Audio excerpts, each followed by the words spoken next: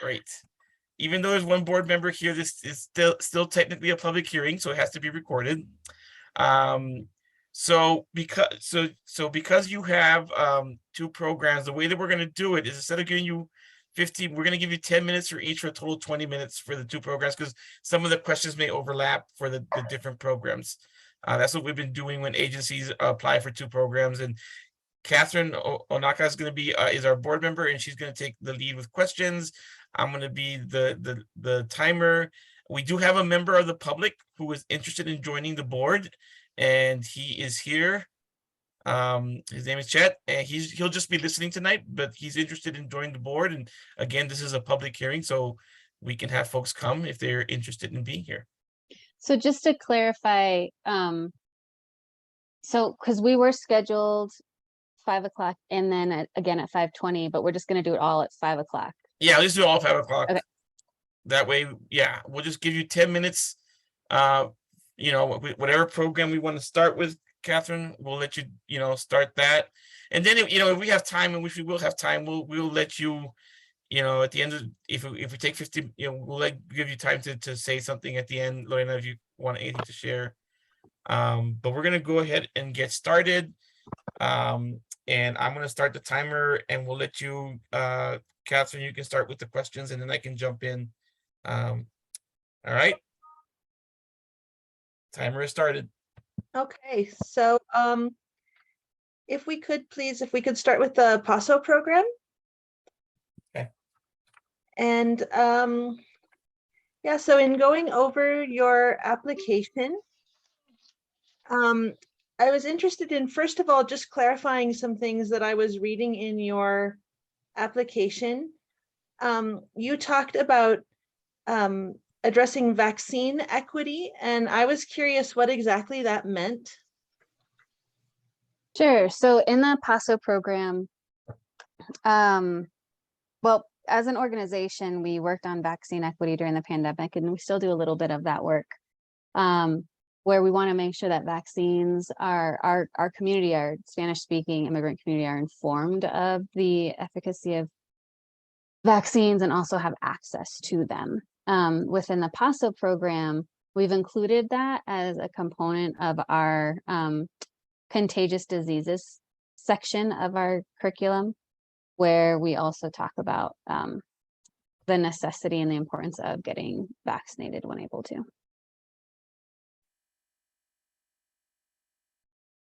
And are you finding that there's a disparity in your population getting vaccines compared to others? Yes, absolutely. There's a lot of misinformation still. There's a lot of lack of information now. There's distrust of the vaccine, of how it was made. There's a lot of religious bias against it. So there's a lot of barriers and a lot of challenges that we have to work around and work through. Interesting. Thank you.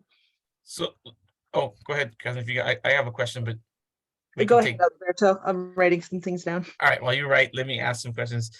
So first, I'm sorry, I didn't give you a chance to introduce yourself, Lorena. Why don't you take a couple of minutes and introduce yourself so that we know, and Xiomara as well can introduce herself. Yeah, my name is Lorena Garcia. I'm the executive director of the Colorado Statewide Parent Coalition.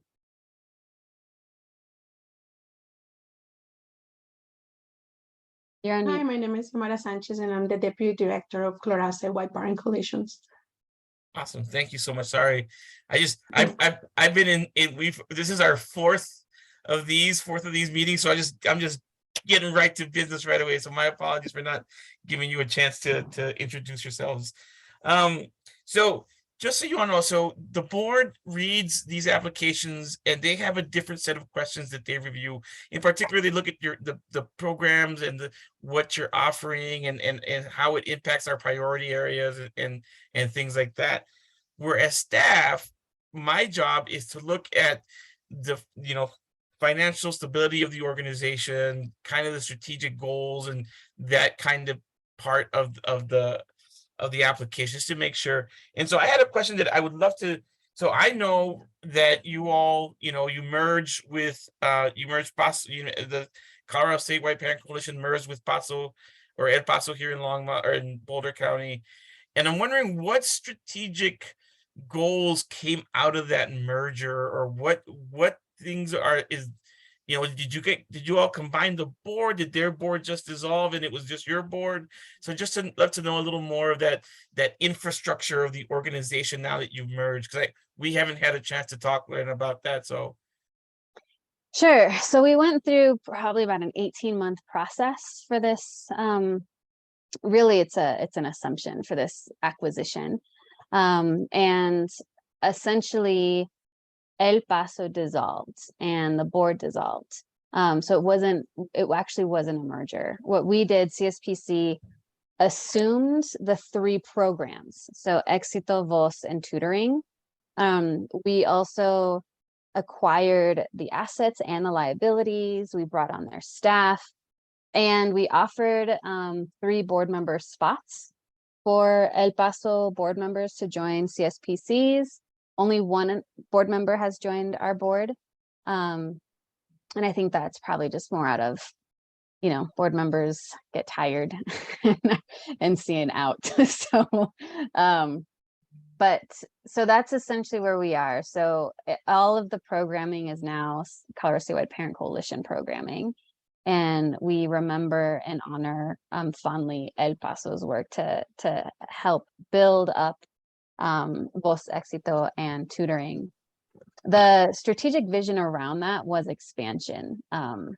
The idea that these 2 programs that are very similar in mission goals reach the folks that we are reaching, the impact on education. It made sense that as the leadership was retiring, instead of going through the process of finding a new executive director, being able to blend the 2 organizations that have the same founder, that have the same visions, that have the same goals, and to be able to take the highly effective programming that exists in Boulder County to other parts of the state, and make sure that across the state, we're able to really change systems that are keeping Latino families behind.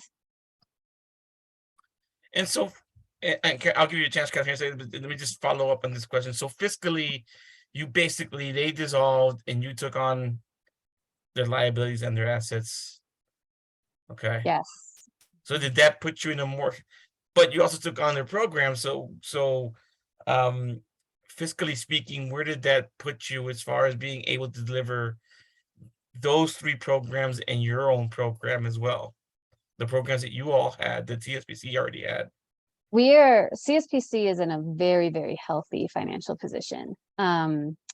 We have outside of El Paso, we have been able to raise funds to expand our own programming. We've done that strategically through city and state contracts, through foundation fundraising. We also had we launched a successful first time fundraising event that we're going to continue doing. So as far as financially the impact on the organization, there isn't any sort of profit gained by having El Paso programs come. It's pretty much basically a zero-sum game here. We're taking the commitments and the promises that were already made with the funding that existed. We're going to continue to make sure that those happen and that they are fulfilled, while we are also working to continue the funding and fundraising for these programs just under CSPC now. So essentially, basically, like what you're seeing is what all of our other funders are seeing. They're seeing now new programs under CSPC as we're fundraising. Thank you. Catherine, I'm sure you have more program questions too, so I'll turn it back to you. Oh, yeah, that's fine. So just a couple more questions I had about clarification about your program. When you were talking about tutoring for COVID stress, can you just clarify for me what that part of your program entails? Sure. So that's part of our tutoring program. Mhm. So with that, and it's connected to Éxito, Mhm. but the tutoring program is where children of parents who are part of our programs get paired up with a tutor who is trained on social emotional tutoring. So it's very much rooted in relationships, where we know that many students had experienced a lot of anxiety and stress and depression during the pandemic from isolation. The Mhm. intention here was to support them academically, but above that, support them in social and emotional development and learning so that they could get back to a place where they can effectively learn. This curriculum that we give through tutors, that we give to our tutors to be able to effectively train, is rooted in becoming friends and relationship building, like I mentioned earlier. It's not, the focus is not, let's make sure you know your multiplication tables, although that's still a goal. The focus is, let's get you feeling better. Mhm. That's great. And then do you have just out of my own curiosity, do you have a way of tracking if there's a correlation between your cell-based, relationship-based tutoring and their academic gains yet? Or is that something you want to put in place later? We absolutely do. So this is something that El Paso had already had in place, evaluation metrics, so that they are evaluating where they are academically when they enter tutoring. It's both qualitative and quantitative. So qualitative in the sense of the parents and the students are expressing, when they go through the process of being identified and pairing with a tutor, of talking about where they are right now. And then through seeing how their grades are looking, how their engagement in school is changing. And then ultimately at the end of the academic year, at the end of the session in which they're being tutored, we are able to actually track growth. Excellent. So our time is technically up for Paso, but I do have just some quick follow-up questions on Paso, Lorena. This past year was the first year that CSPC was funded by Longmont for Paso. And so I'd just love to hear a little bit on, I know we're not done through the year, but just some of the challenges and successes of recruiting FFN and training them. And then we can go to because Éxito is not something we funded in the past. It's a new program to us, and I think we want to learn more about that. But just kind of like a 2 year to date, how is Paso working in Longmont? How is it?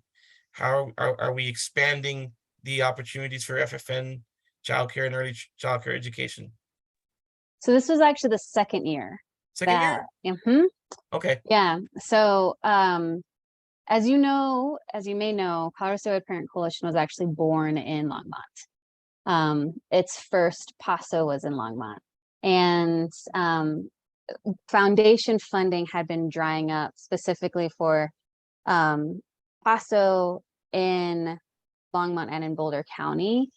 And so it had been really challenging for us to be able to get back. It was a very sporadic Paso that we could provide in this area. So when we were able to get funding from the city of Longmont the year before, last year, hopefully this year, we're able to have a more consistent presence, and people are able to say, oh, I know Paso, my friend took it last time, I want to take it this time. So having this consistent support allows us and makes our job easier in recruitment and in retention. And also it just helps build the visibility of CSPC again with the FFN providers. Our team is phenomenal in finding FFN providers because our team of trainers are FFN providers. So it's very important for us that we actually hire our staff, and our program implementers are actually from the community. And so because of that, they know how to recruit their own. They know where to find them. They know what to say. They know how to excite them. And so that's something that is, I guess, I hope not so rare anymore, but it's it's definitely a special secret sauce that's not so secret. But it's what helps us to be so effective in getting folks to trust the curriculum and to trust CSPC. Thank you. So I'm gonna start the timer again, and we're gonna jump to the Éxito program, so we can talk about that for the next 10 minutes and see if there's any information that you want to share, Lorena, or that answer Catherine's questions. Because then I do have some other financial questions that I want to ask, and also want to give some kudos here in a second. So, all right, timer has started.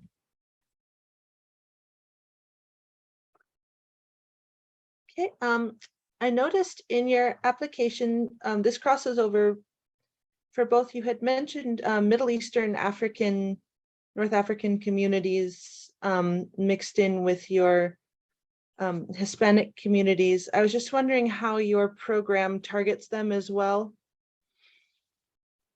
Yeah, so that's specifically for Paso. So all of our programming at CSPC is culturally competent.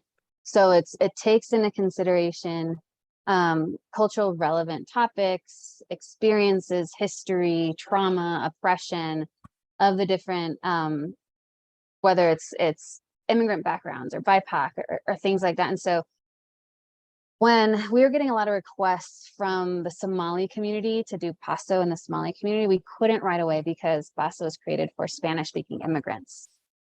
So we were able to transcreate it to serve the Somali community, and we had intended it to be for African communities, but while we were transcreating, we realized that's actually geographically, that doesn't make sense like it does serving Latin American countries.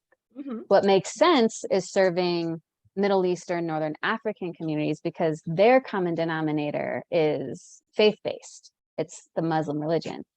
And so because of that, we were able to then create a curriculum that serves many different languages, many different countries, while the cultural competency component is around the experiences of the Muslim faith.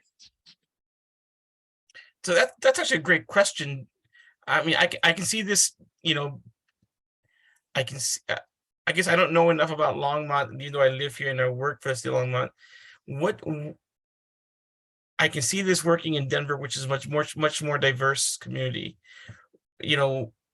Not that there isn't a Middle Eastern, Northern African community here in Longmont, but I'd love to know how you are reaching out and engaging that community here in Longmont, if there is that community here.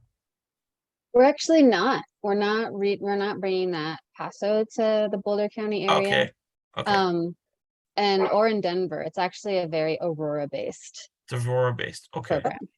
Because that's what I was curious about. I saw it listed in the Éxito application, so I was curious if that was here or if that was left over from something else. So okay. Yeah, that was just in there just as background to share just holistically of the work that we do. Okay, thank you. So while she writes that, I mean, this, of course, since I look at the agency side of it, I mean, it covers both programs. I mean, we could look at the program budget. I do have, just a couple of questions on the program budget. Let me start there. When I did the math, and I always caveat with this saying that I am not an accountant, right? But part of my job is to look at the numbers and look at the math. And one of the things I saw was that for Éxito, if my math is correct, and I can always look back, 17, your request of us is 17% of your total program budget. Is that your total program budget in Boulder County or just in Longmont? That's in Boulder County. Okay. All right. So, okay. Because we're requesting $65,000. Right. And so that's the 70% of Éxito that we do entirely in the Boulder County for the entire county. Okay. All right.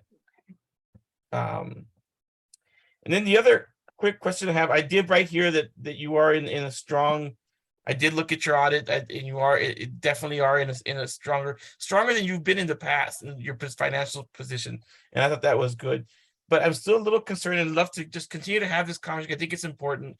Is I wrote down here, agency has done wonderful with foundations, but still need to work on continuing that individual. And I'd love to learn more about your event and how you're going to build off that event, that success it sounds you've had, to continue to build that donor base. So we had a fundraising event. We held a gala in August.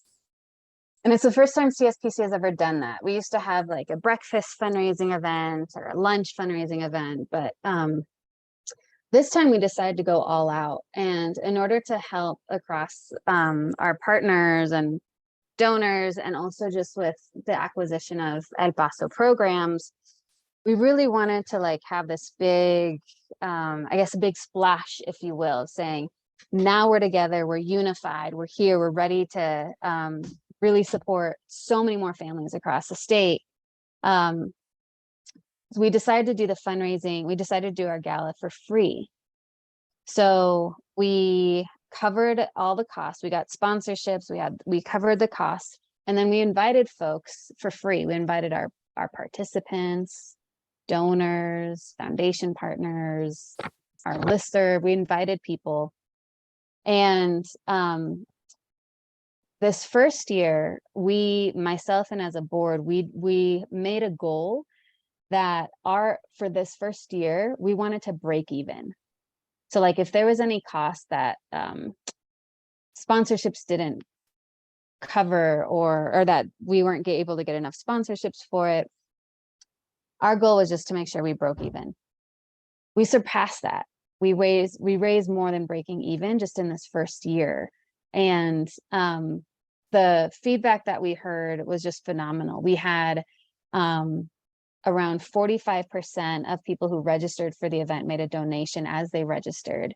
Of those people who made a donation as they registered, we also had a significant number who donated again at the event. We even had our program participants who came donated, and so because we did this specific thing, because it's our intention of growing our individual donor base with the support of, I feel a lot more confident in it now, because CSPC has never really focused on that in the past.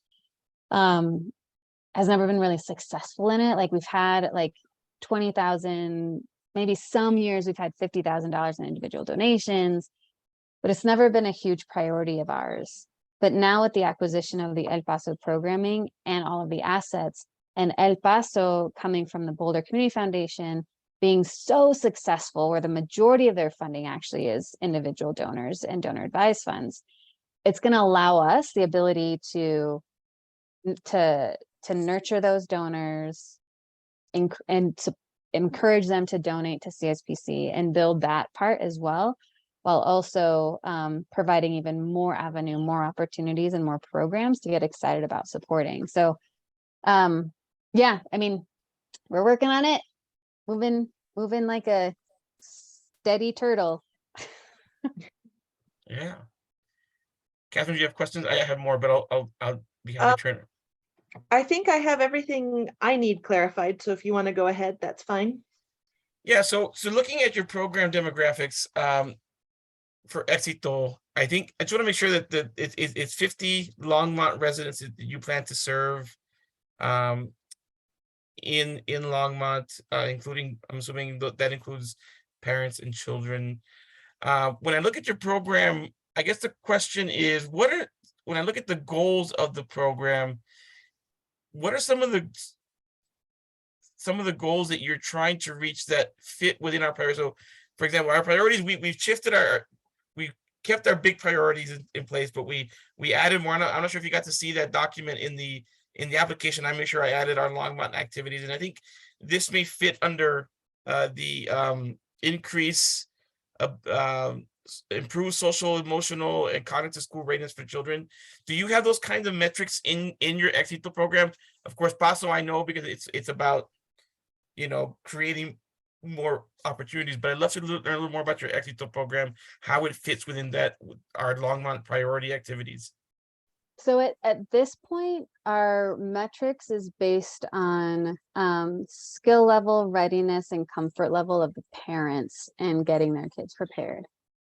In order for us to actually evaluate, like we did with PASO, in order for us to evaluate the actual increase of school readiness for the children, it would have to be a long-term, a longitudinal study of at least 5 years, which is like at least $2 million to do. And so right now we are basing our information of school readiness on, are the parents more aware of their obligations as parents? Are they more aware of the opportunities that they have for engagement? Are they aware of how to, like, even skill set of how do you read to your kids? How do you change your voice? How do you engage with your kids while you're reading? What are some questions you can ask while you're reading? You know, so there's a lot of these different things where we are measuring the improvement on the parent side and confidence level of the parent side, that then we can correlate saying, okay, these parents are doing what they need to be doing. So it leads us to believe that these students are going to be better equipped and supported when they go to school. Okay. If you guys ever want to fund a longitudinal study, we'll take it. If we ever had that kind of level of resources, we think about it, right? We do, yeah. Have it. It would be nice if there was a unending, but the fact is that this is, Yeah. you know, we receive what we receive, and we try and be as best stewards with it as possible. Yeah. So, so our time is technically up, but you know, we still have. I'd love to give you 3 minutes if you want to share anything with us that we haven't asked that you think we should have asked, or just give us information about the organization that might help Graham as he reads your application and sees this interview. I think, you know, I think really the what I've been really pleased about since the process that CSPC has been engaged with this funding process. The first couple of years we weren't funded, but seeing the consistency of the support that Longmont provides for the organizations that are serving Longmont residents, I think is very important. And I think it lends to my first point of, you know, fingers crossed, knock on wood, anything we need to do to ensure consistency of funding so that we can continue to support Longmont residents with PASO and with Éxito. I mean, that's what makes change. It's long-term investment, it's consistency. When we have programs that just come and go, the trust isn't built, the impact isn't as strong. And so I want to say, like, good job on your part for doing that. And I hope that we can also be part of one of those organizations that's consistently supported. All right. Well, I want to thank you, Lorena Xiomara, for joining us tonight again. So Catherine and Graham are going to review the applications, and just, you know, just so you all know how it works, we have an allocation formula. We try and do it as formulaic as possible, trying to be as fair as possible to all the agencies that are applying. As I said, we only have a certain amount that we are awarded to be able to allocate to all of, you know, the different organizations that apply, and so we try and be as fair as possible with our scoring system, and again, using that formulaic process to make it as fair as possible. So appreciate you being here tonight and sharing. If the board members have any questions, I'll make sure I give them your email. They may already have your email, and they can reach out. Just so you know, typically we have our deliberation meetings in November, and then we present to council typically in December sometime. And just so you know, ultimately the council these are recommendations to council. Council can change, or they typically do follow the recommendations, but it's within their right, their purview to change the recommendations, just so you know. So thank you very much for being here tonight. We appreciate you coming before the board. Well, thanks for the opportunity. Thank you very much. Bye. All right. So we have a few minutes before our next applicant. Catherine, And so just as a reminder, I emailed you and Graham. Somehow I think El Centro Amistad is next, and they're technically not under education and skill building. I'm not sure how it must have been, when I was putting these together, I was doing a drop down. I had made a drop down on the Excel, and it might have just been an accidental click on my part. So I really appreciate you scoring this upcoming application, even though it's not one of the priority areas you chose. Thank It's you for, fine. yeah, because we're gonna, and as a reminder, like I said in the email to the board, right, as a reminder, want to make sure that these programs are addressing our priorities. This is why I asked that question is, well, how is it addressing our priority area? Because it's not working with kids. This pass is working with parents.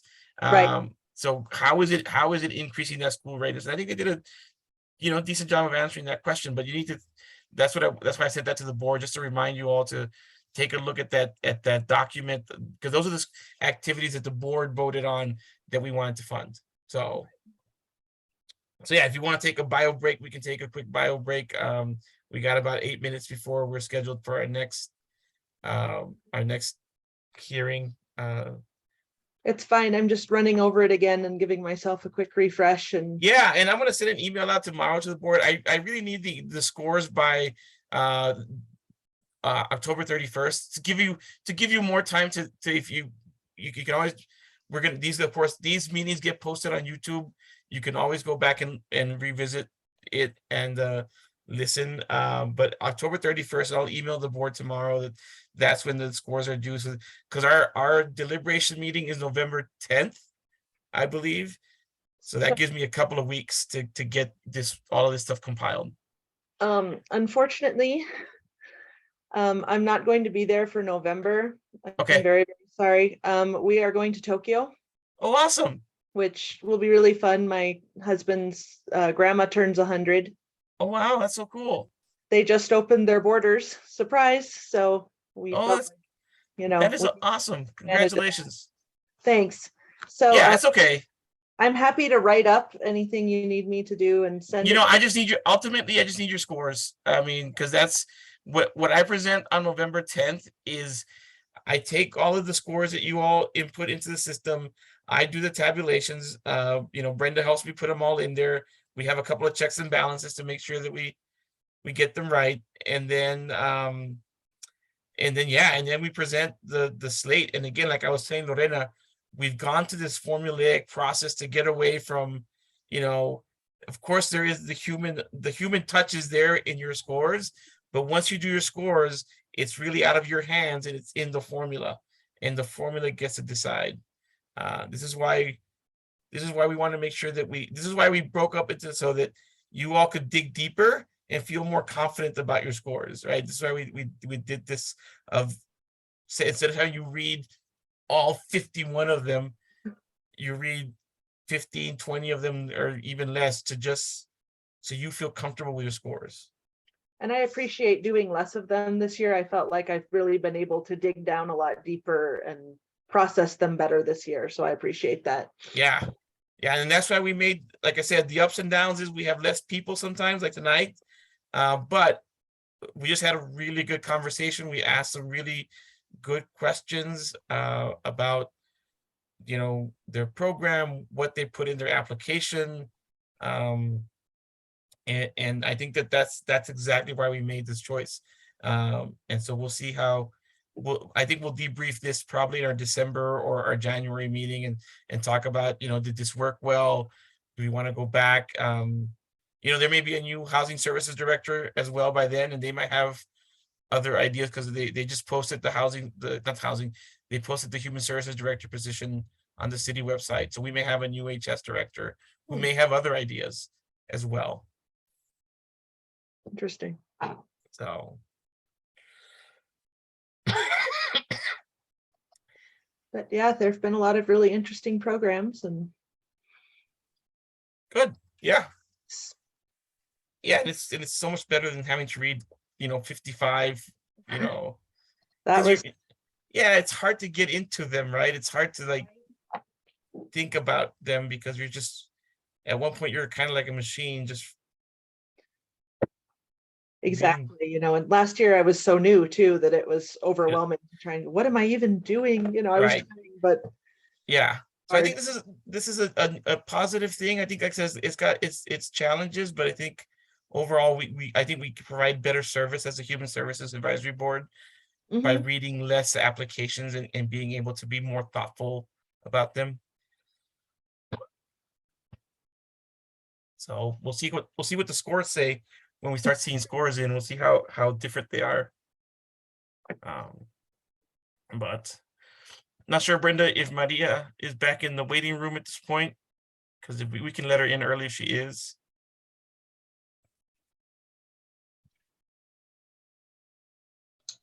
Alberto? Yes, sir. Oh, and this is Chad. I just was going to say I'm probably going to disconnect around 6:30. I didn't That's want fine. to interrupt while you had somebody coming in, so I just wanted to mention that now. And I hope to talk to you in person maybe before the next meeting, and appreciate the opportunity to do that. So thank you for letting me join in on the Zoom. Yeah, no, thank you for coming. I thank you for being interested in the Housing and Human Services Advisory Board. Like I said, this is not our typical meetings. This is not one of our regular meetings, but it's an important part of what the board does. So it's good that you're listening in and see, because this is a big major part of your work as a potential board member. Okay, thank you.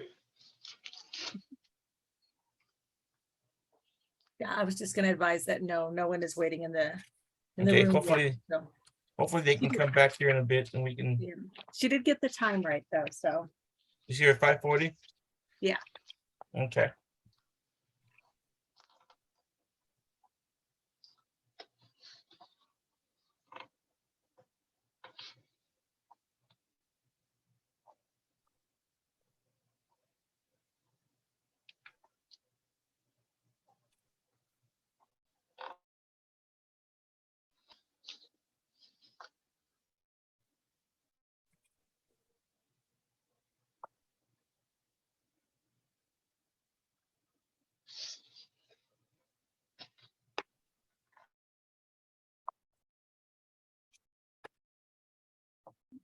there we go. We got Elena. All right, awesome.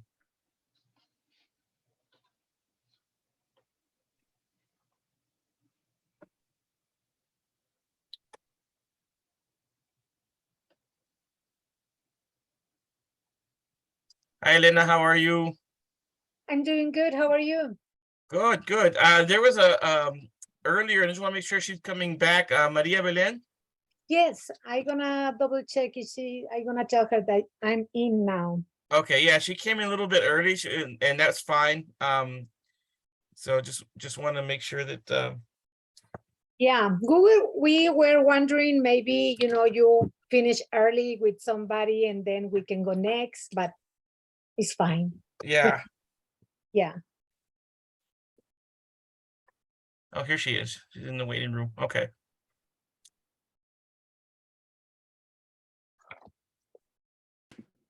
Hi, All right. good Hello, afternoon. Maria. How are you? Good, thank you. So let me, Mhm. before we get started with the timer, you're gonna have 15 minutes here in a second, because you only have one program. Let's start with introductions, and then I'll talk a little bit about how this is gonna go. A quick reminder: this is a public meeting. We actually have a member of the public present tonight. Chet is a member of the public. So this is being recorded and will be put on the City of Longmont's YouTube channel, just an FYI. So why don't I give you a chance to introduce yourselves, and Catherine is our board member here, and I'll talk a little bit about the process, and then we'll get started. Great, Good. thank you. And for some reason, I'm sorry, my camera is not working, so maybe I'll go with my phone. That's okay. That's okay?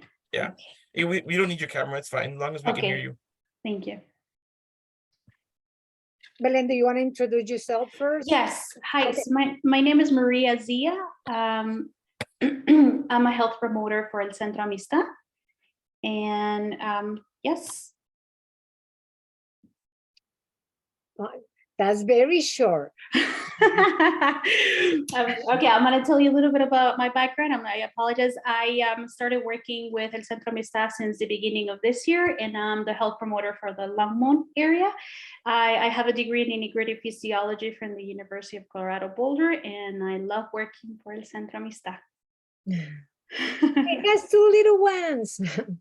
Yeah. Well, my name is Elena, and I've been in El Centro Amistad for the past 20 years, a little bit more than 20 years, starting with a program of Compañeras program. And little by little, well, my background is psychotherapist, and I used to work in Boulder County in the mental health partners for 23 years. And now we have these services in El Centro Amistad, and I'm direct the programs, the Promotoras program, and Círculo de Bienestar Emocional, and other things there. Awesome. Thank you very much for introducing yourselves. So as I said, you will have 15 minutes and I'll start the timer here in a second. Again, it's a public meeting, so it's being recorded. Typically, I mean, you've been to these before, there's a lot more people present, but we decided this year to give the board an opportunity to choose the priorities that they wanted to choose. And so not every board member is reading every application. So it's Catherine and Graham. Graham couldn't be here tonight, unfortunately, but he is also reading your application. He will see this video recording as well.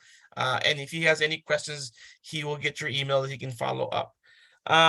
So I'm going to go ahead and start the timer. And Catherine and I will both have questions. We'll kind of go back and forth. And then if there is time at the end, we'll let you all share whatever you want to share about the organization. Okay? Okay. All right, timer has started. We got 15 minutes. All right, so in reading over your application and looking over your program, I saw that you had a extensive online mental health care program. And I know that a lot of that probably came from dealing with COVID concerns. And I was wondering how successful that's been, and if you were intending to continue with that online program, or if you wanted to move to a live program in the future. Yes, so currently we do have a mental health program that we're working with, where we provide the Latino community a lot of support. We have bilingual therapists, and we're expanding that service. And our plan is to do it directly, like visit their homes and give them more support and do follow-up with them. That's a plan that we're working on it right now. Gracias, María Belén. And yes, this program is called Círculo de Bienestar Emocional, and now is growing because the necessity is so big, and also for the stigma, we don't call the mental health. So this Círculo de Bienestar Emocional, we have a bilingual, bicultural licensed therapist who provide 4 to 8 sessions depending of the necessity, completely free for our participants. And now we have this component that we think gonna be, I mean, is great because it's like promotoras de salud and mental health, and we call compañeras de bienestar emocional comunitario. And one of these new promotoras on mental health that I've been training so hard is María Belén, and another one. So this is Boulder County. I mean, we cover Boulder County, but you know, now we are so specific and intentional to have it in Longmont. Mm-hmm. And then how do you recruit staff for programs like these? Home visitation, go to other organizations, meet with organizations, especially the ones who serve Latino community. And maybe Belén, do you want to say all the organizations that you've been in contact and the home visit that you are doing? Yes. With other promotoras in Longmont? Yes, so we have partnered and collaborated with multiple leaderships at the institution. One of them is Carmen Ramirez. We do a lot of events with her, and we're going to continue working with her at different areas of Longmont, especially at the park. We're working with our center, Longmont Senior Center, Casa de la Esperanza, PI organization, in Longmont Public Library, Boulder County Public Health, Sun Rain Community Hub, El Comité, y Latino Chamber. Those are one of them. I'm gonna add when they have that contact and home visits, they have like an assessment that they have, they check about the necessities of the family. And then at that moment, they also refer, can be in El Centro Amistad, or if they need outside services. So we also provide that. We provide a survey where we fill out and ask them different questions depending on what they need. So we cover different necessities and we're there for them. So. And also they have the option to have our sessions in person. They also can come to we're in the process to rent a space there, or another place in the library, or another organization that we partner, and also hybrid and by Zoom. And this is about the way that they're gonna feel comfortable. Yes, we want them to be secure and safe. So Catherine, can I jump in Absolutely. while you're writing? So just a couple of questions. Thank you for sharing. Thank you for sharing who you're working with. First of all, thank you for sharing who you're working at Longmont, because in your application, you listed a lot of Boulder partners, but there were no Longmont partners in the application. So thank you for sharing that. I think the other question I have is,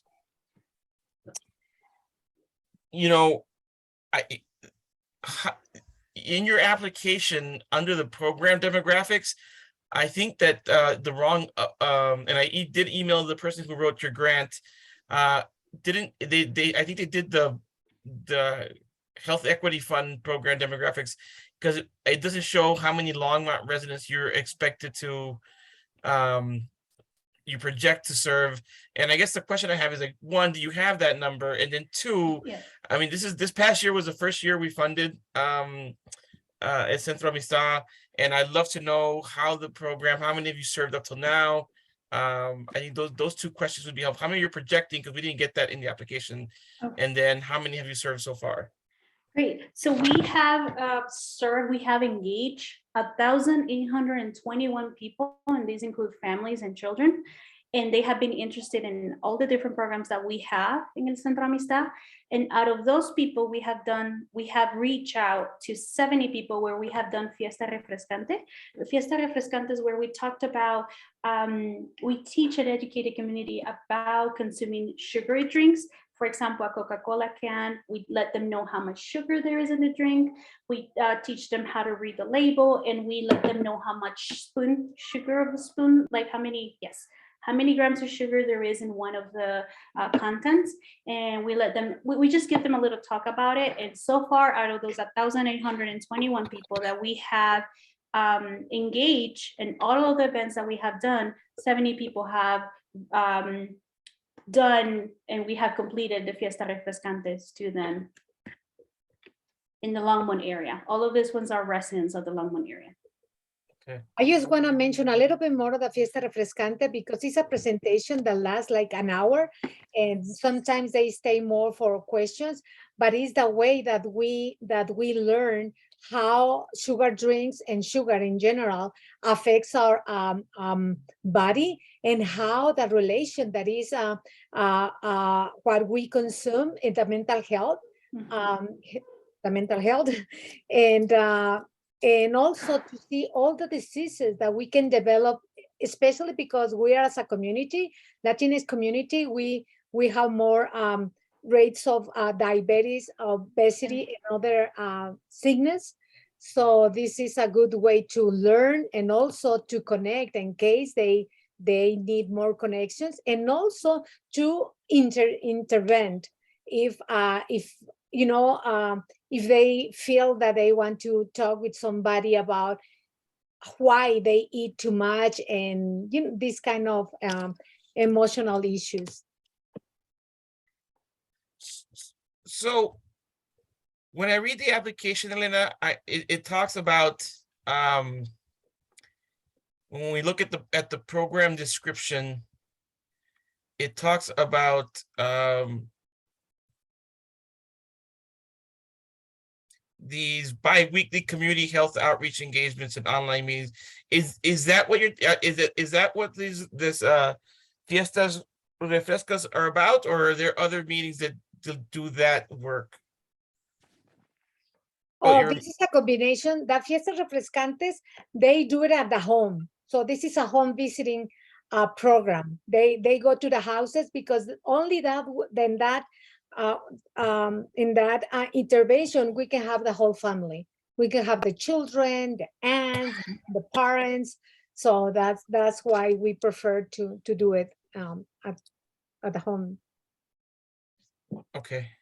So are you applying for those, or are you applying for or just like, I guess I'm just trying to figure out the application and what we're talking about, how they work together. Like, or do you do both of those? The bi-weekly community health outreach engagement. Oh, and yes. We're expanding. Yeah, this is both. So this Okay, is both. I'm thank gonna you. let you know. So for the bi-weekly, we do events. We attend different events.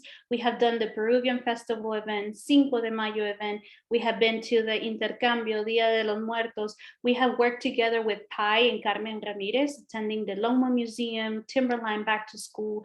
We have done different parks. We have done gyms. We have done mobile homes, community Okay. food share. So we do have an extent. It's very broad, the program that we have, and it's not only the homes doing the Fiesta Refrescantes, but also the events that we do working with the different organizations. Okay, thank you. I just wanted to make sure that I understood, because Yes. I was reading the application and we're talking about this other part of it. I guess it's a piece of it. Yes. But I just wanted to make sure that I got, because I was looking at what you're describing in your application and some of your outcomes. I just want to make sure how they're connected. Okay. Yeah. This is the hours and direct services, right? Okay. Yeah. Okay, Catherine, do you have any questions? I think you covered what else I was going to ask. Okay. Okay. And So I guess the other question that I have is,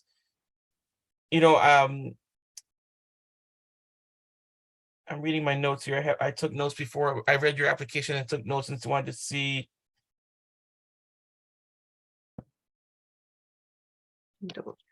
Okay, one of the questions that I have is around the diversity of funding. When I look at your application, I see a lot of government and foundation, and I'm just wondering, what the strategic plans are around increasing donor base. And I see this on a lot of different nonprofits, and I ask this question a lot, just because I think it's important that a nonprofit has for sustainability sakes, have that diversity of strong government funding, strong foundation funding, and then also strong individual donor funding. So I'd love to know, what you all are working to build that. You do amazingly successful events as far as the Latino community is concerned. Just wondering if you're planning, or if you have, big fundraising events planned, or what are you all thinking about that? Yeah, we are planning both, and we're right now very intentional talking with our board. We planning the board to increase the individual donors, and and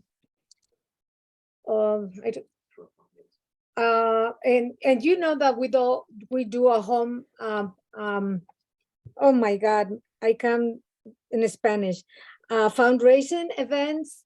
So that's that way, in all our events, when we promote it, we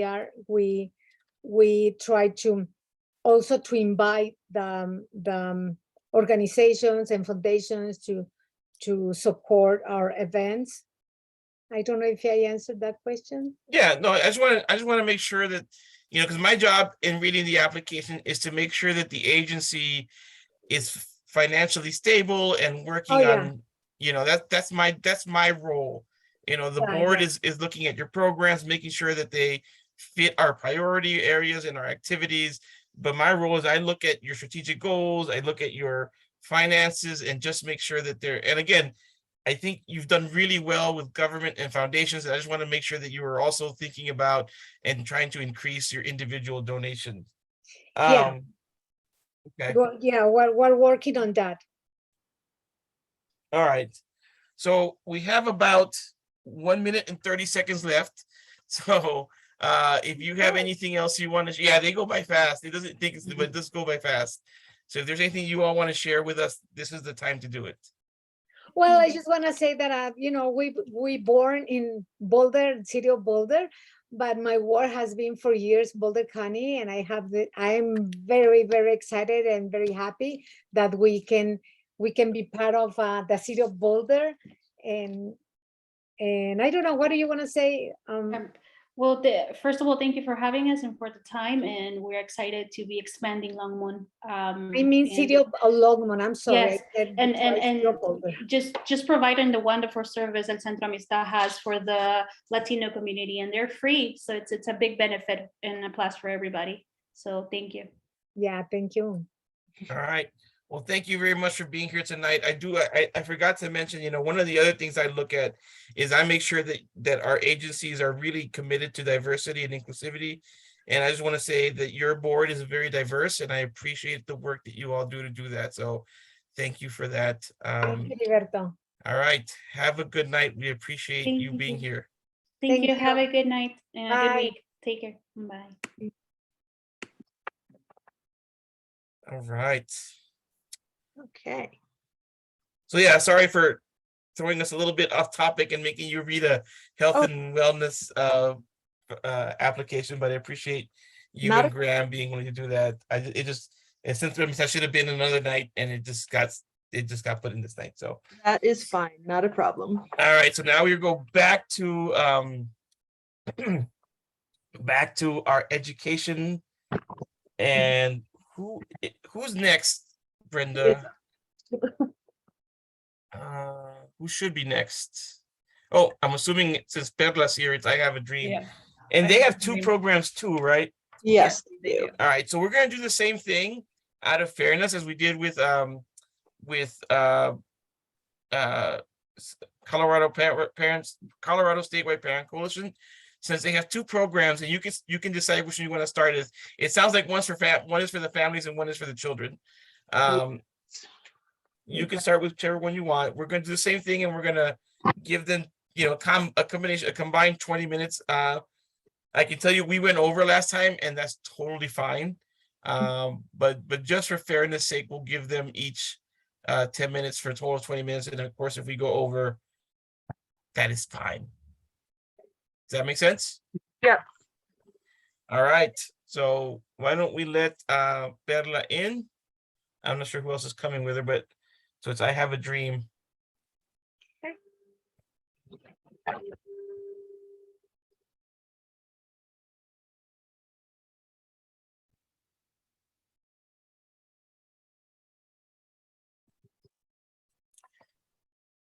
Hey, Perla. Hi, How are you? Hey, Bill. good. How are you doing? Good. So I'm going to let you all introduce yourselves in a second. I'm just going to give you guys just the quick, need to know or you should know. This is technically a public hearing. In fact, we do have a member of the public here with us tonight. Chet is just a member of the public who's interested in joining the Housing and Human Services Advisory Board. So he's here tonight just listening in. But this will be posted on the city's YouTube channel. We are doing it a little bit different this year. Typically, you see the whole board when you come to these meetings, but this year we allowed the board to choose their priority areas, and Catherine and Graham chose education and skill building, which was what you guys are under. Unfortunately, Graham had something come up and couldn't make it, but he will see this video, and if he has questions, he can contact you. I can pass on your email. So you're going to have 15 minutes. Once we get started, I will let you go ahead and introduce yourself. Of course, Catherine is our board member. And once you introduce yourself, we'll go ahead and get started with questions.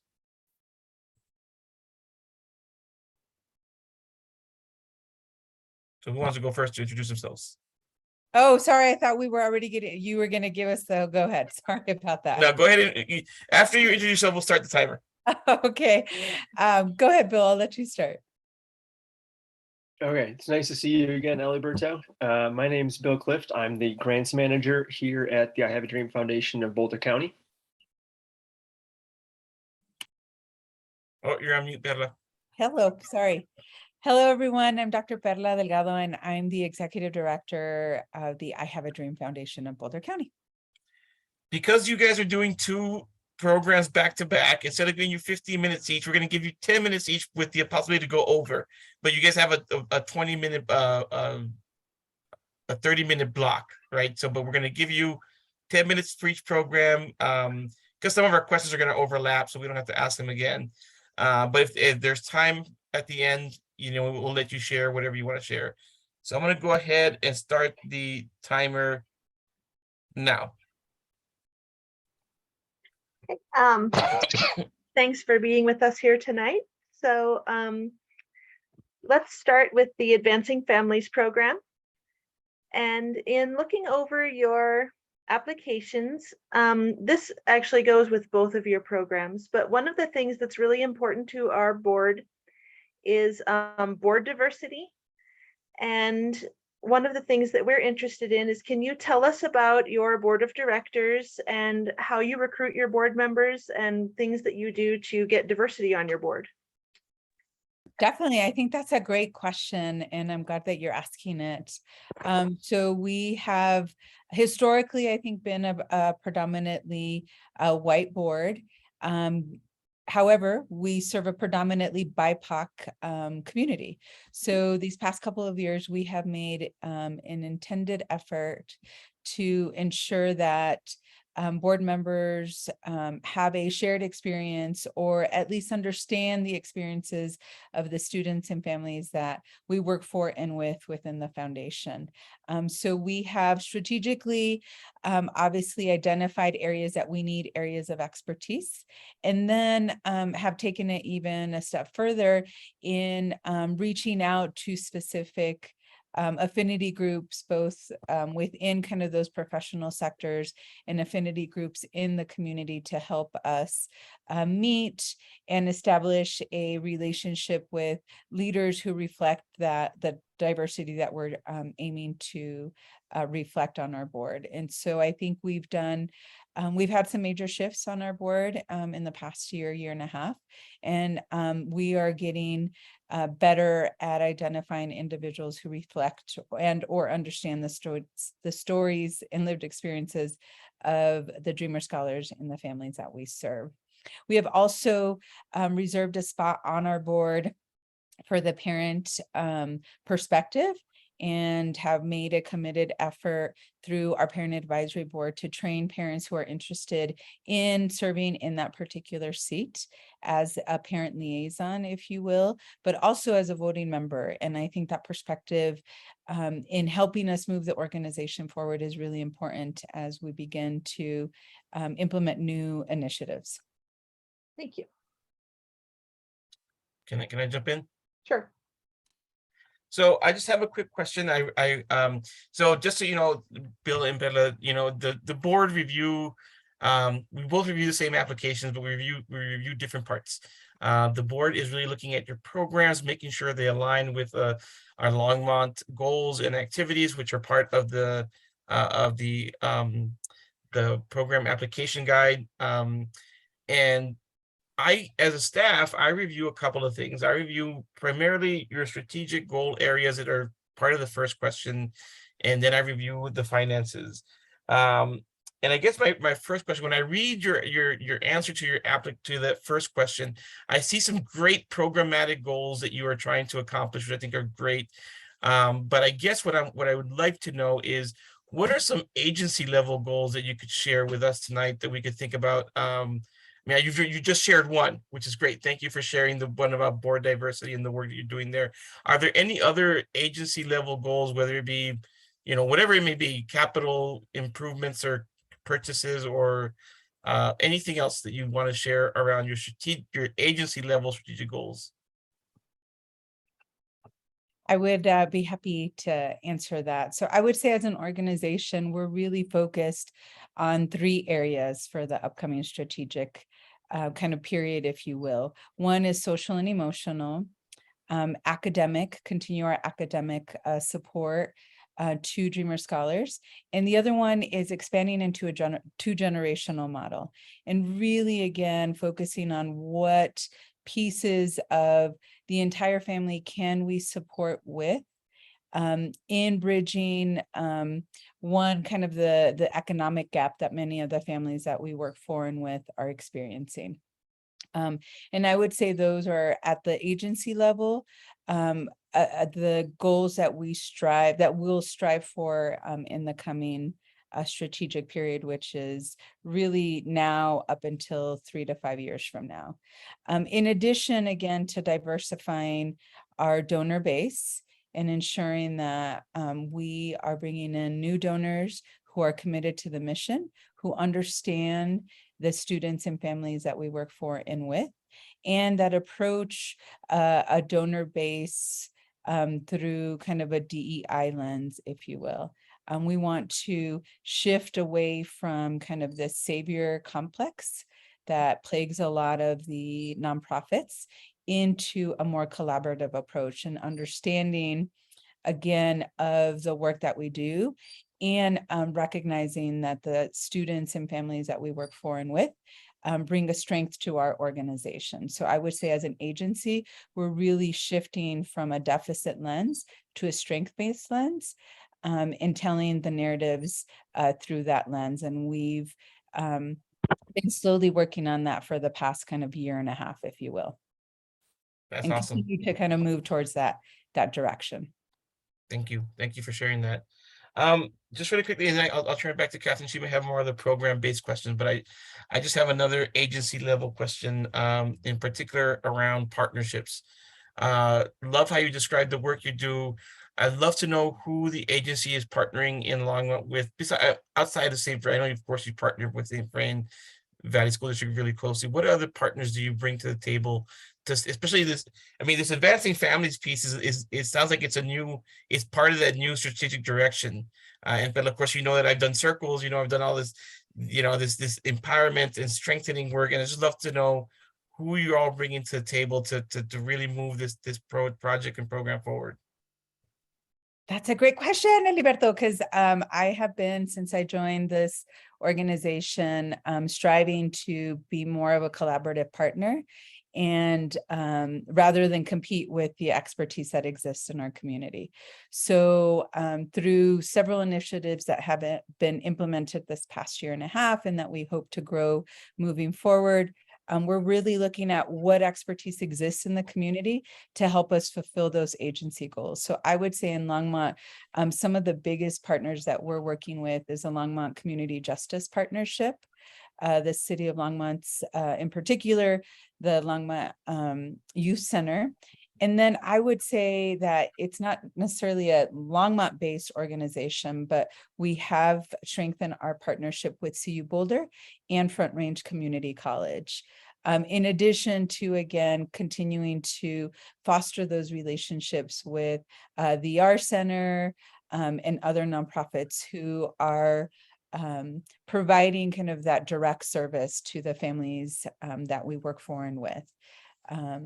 We are also expanding our partnership with CU Boulder around our 2-generational model. So through the Bueno Center and through their HEP program, we've been able to provide that GED high school diploma initiative for parents in Longmont in particular and throughout the St. Vrain Valley. So those are some key partnerships that have really allowed us, again, to expand the work that we're doing moving forward. Awesome. Do you have a program question, Catherine, on advancing families? Okay, go ahead. So you touched on this with your partnerships. Can you tell me a bit more about how you choose the participants for your cohorts? It sounded like it was primarily internal. I was just interested on how you're choosing them. For the cohorts that we've launched in St. Vrain Valley? Yes, and especially with the Advancing Families program, are you choosing them as the parents of your dreamer group specifically, or I was just interested in how you're choosing your cohorts? Of course, yeah. So our primary target are the dreamer parents, guardians and caregivers, because we know that that's, again, part of our mission to eliminate and or fracture the cycle of poverty for many of the students that we've served for many years. And then our second target goal are non-dreamer parents. So often it's working with a dreamer guest, or if a parent has a friend or a family member or older children who could benefit from our Advancing Families programs, we begin to kind of welcome them into the program. That is a fairly new program. And so we're looking at ironing out some of the details, but our base is definitely focused in the Boulder County area, that they're experiencing income inequality and they have some sort of connection to the I Have a Dream Foundation. Okay, that's what I was curious about, is how they were directly connected to the Yeah. program. Okay, thank you. So technically our time is up for Advancing. Of course, if you have other questions, feel free to ask, but we should probably shift gears now and look at your more traditional program, which is the your Positive Futures program. Right. Let me So if you need, while you're asking that, I'll ask more of a general question.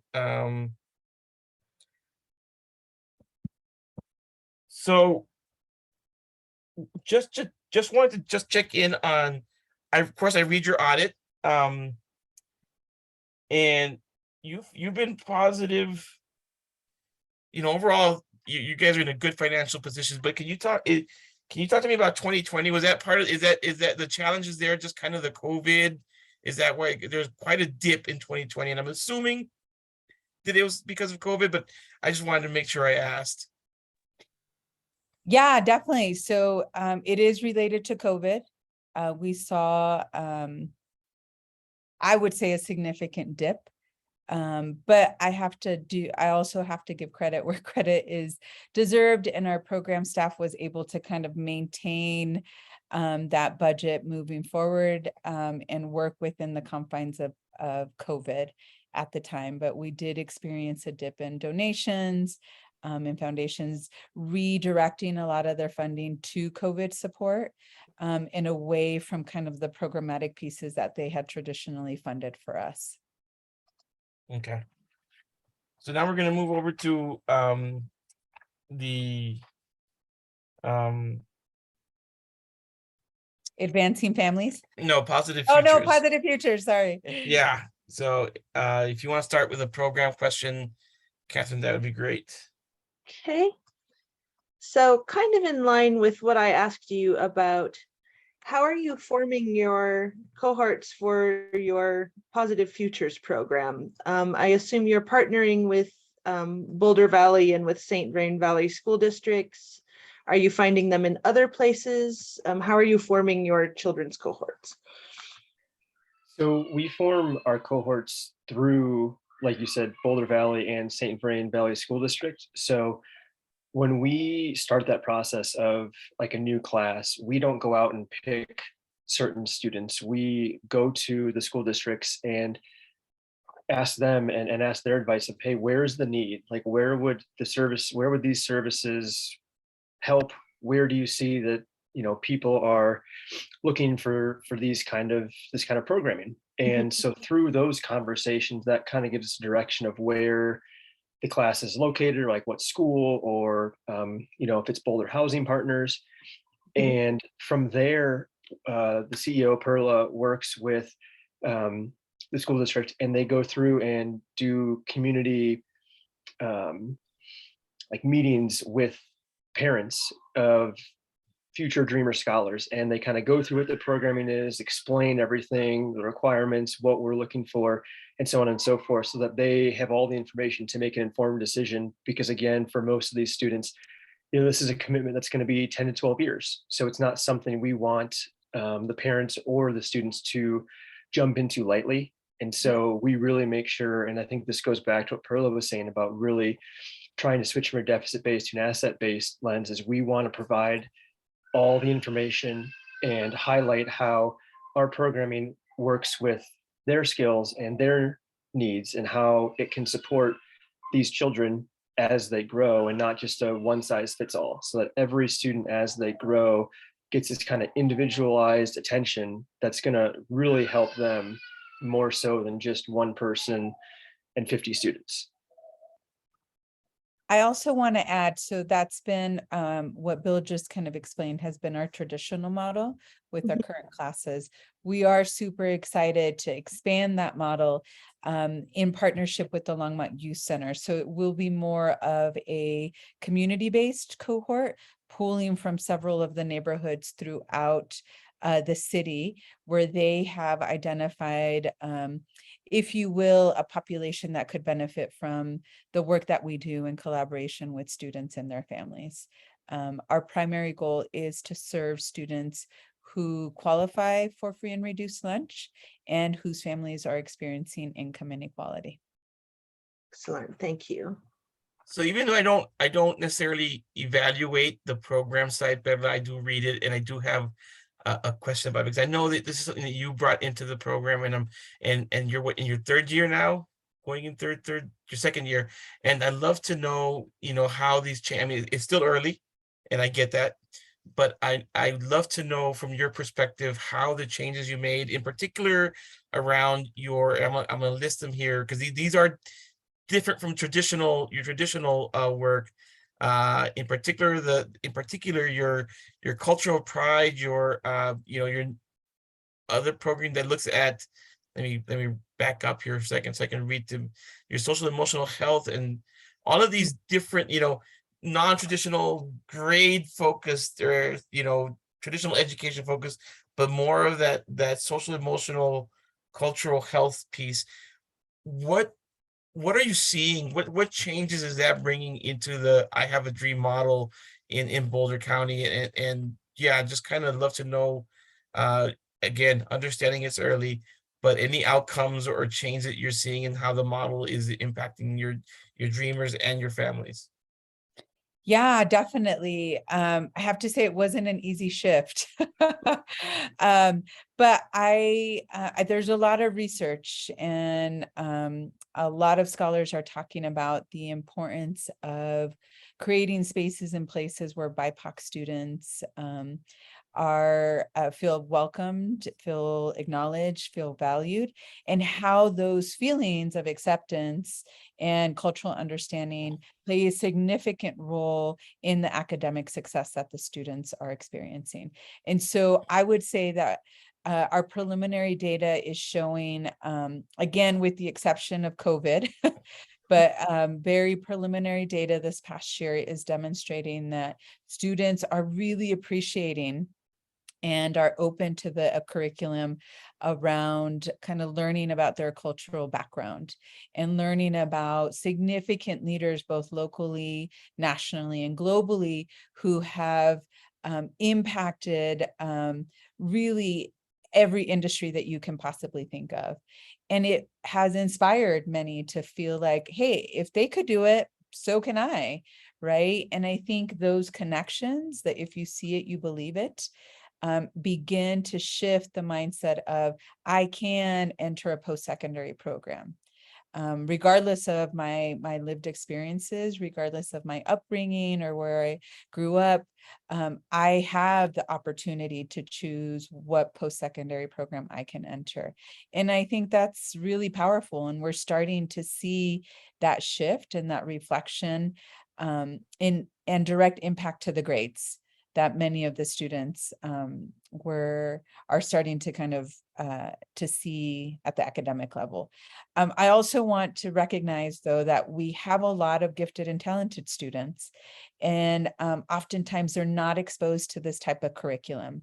And so that has given them the opportunity to learn a subject matter that, while they know personally, now they're getting this exposure academically. And so it's just adding to that talent and that gift that they already have. Out of curiosity, are you getting any pushback from either the district or your own board, or is it welcomed? I'm just wondering. Yeah, I would say that right now, our board really embraced it. They loved the change. I think there was some hesitation around like, oh, an understanding of how that connects to the academic growth that the students are experiencing. And again, through a lot of conversations and a lot of data, both quantitative and qualitative, we were able to demonstrate a direct correlation. I think from both school districts, they're still kind of observing whether or not that's a pathway they want to add, because we have been really committed to, again, not duplicating what our districts and our partners are doing really well, but complementing what they're doing and identifying some of the gaps. And I, as a woman of color who grew up here and who now leads this organization, that is a gap in our curriculum in both districts and statewide. So I think there is this need of like, okay, how are they going to do it? How are they going to measure it? And how do we begin to expand it within kind of the school system? Keeping in mind, though, that I think they're still really hesitant to embark on this because it's often interpreted, right, as critical race theory. So.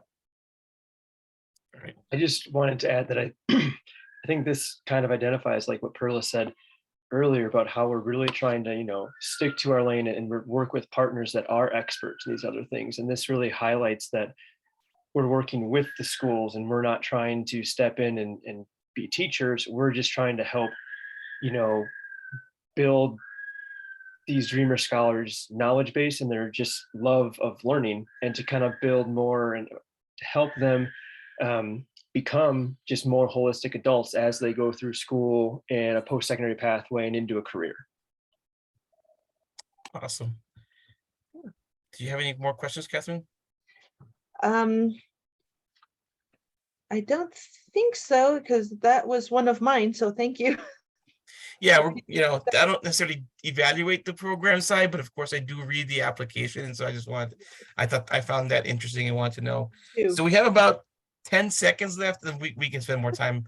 But of our 20 minutes, it's just to see just so you can see how fast these things go. We've gone through 20 minutes of conversation here. But any last things you want to share, Perla or Bill? I just want to say thank you for considering our application.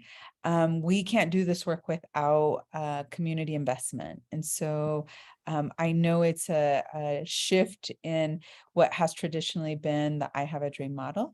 And I hope that you see the positive impact that we have in the students and families that we work for and within the city of Longmont in the St. Vrain Valley School District. And I hope that you'll continue to believe in our vision and invest in our mission. So Bill, I don't know if you want to add something.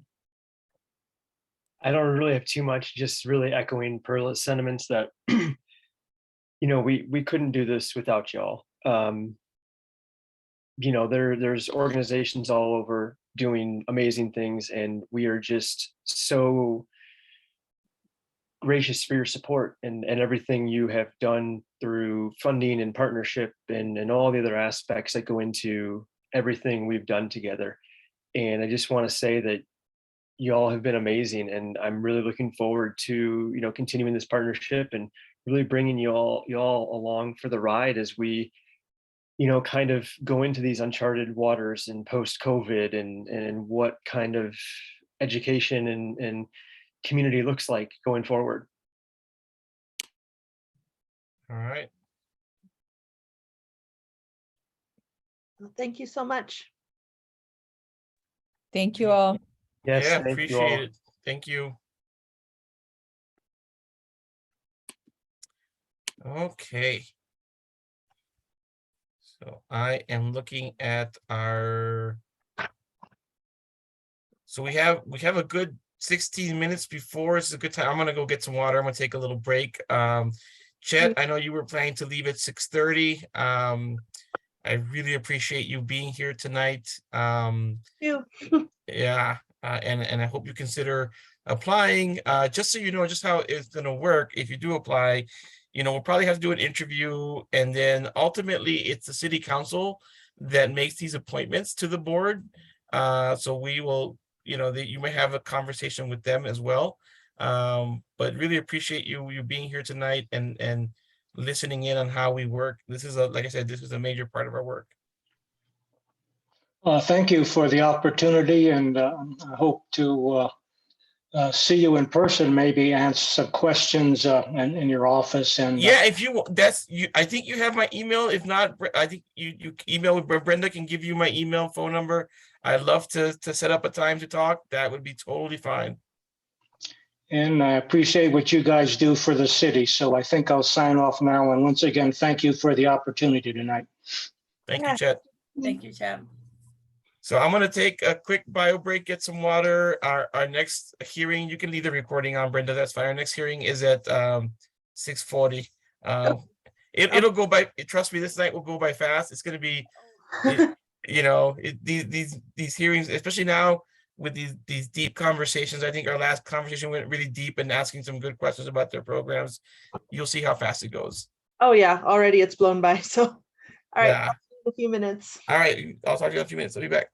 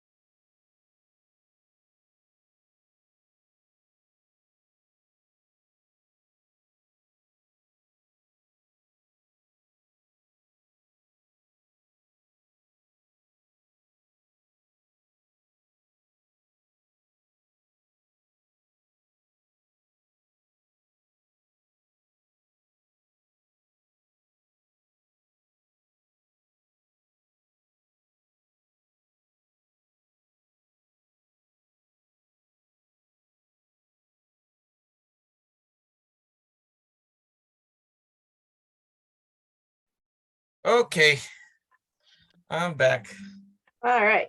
and we are actually, I think the next group is already here. If we want to start a little early, that's fine.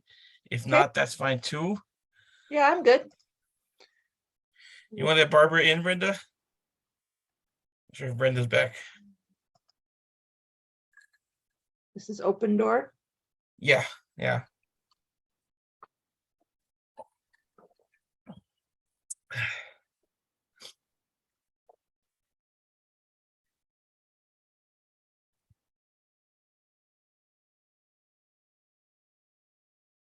Sorry about that. No Sorry. worries. But I think we're ready if we want to get Brenda or Barbara in Okay. early. Okay, I'll let her in. Okay.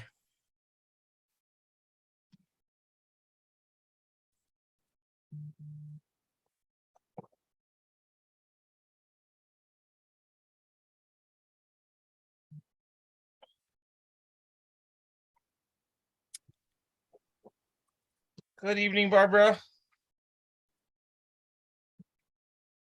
Can you hear us?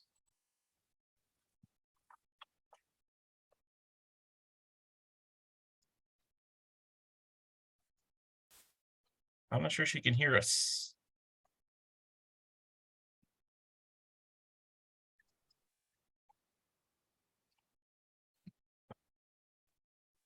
Maybe she stepped away from her computer. There we go. Okay. Okay. Good evening, Barbara. Thank you for joining us. So I will be keeping our time. You're going to get 15 minutes. Just a couple of things that I want to share real quick up front. This is a public meeting, so it is being recorded and will be on our City of Longmont YouTube page at some point.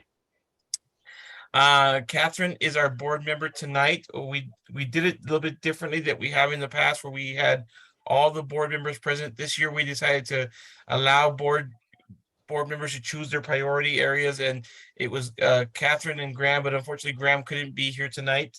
But he will get to see this video, and if he has questions, he can follow up with you. So I'm going to give you a chance to introduce yourself, and then after that, I'll go ahead and start the timer, and it'll be primarily question and answer from Catherine and myself. And then we will, if there is time at the end of the 50 minutes, we'll let you share whatever you think is relevant for us to know. So do you want to quickly introduce yourself and then we can get started? Did you freeze?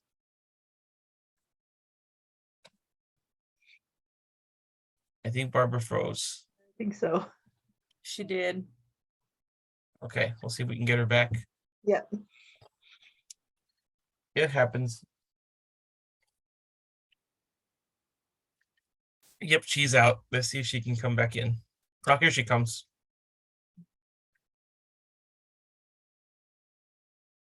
Hey, Robert, thank you for coming back. Sorry, always get technicals. I'm not sure how much of that you got. Is Crystal Polis with you? Is she part of your crew? Yeah, but I don't see her on here. She says she's in the waiting room. I just want to make sure.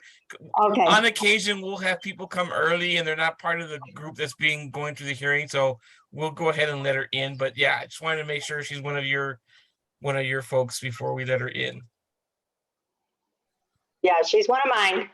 Yeah, we've had it happen where someone shows up early and they're not part of that organization. So we just want to make sure we're letting the right people into the meeting.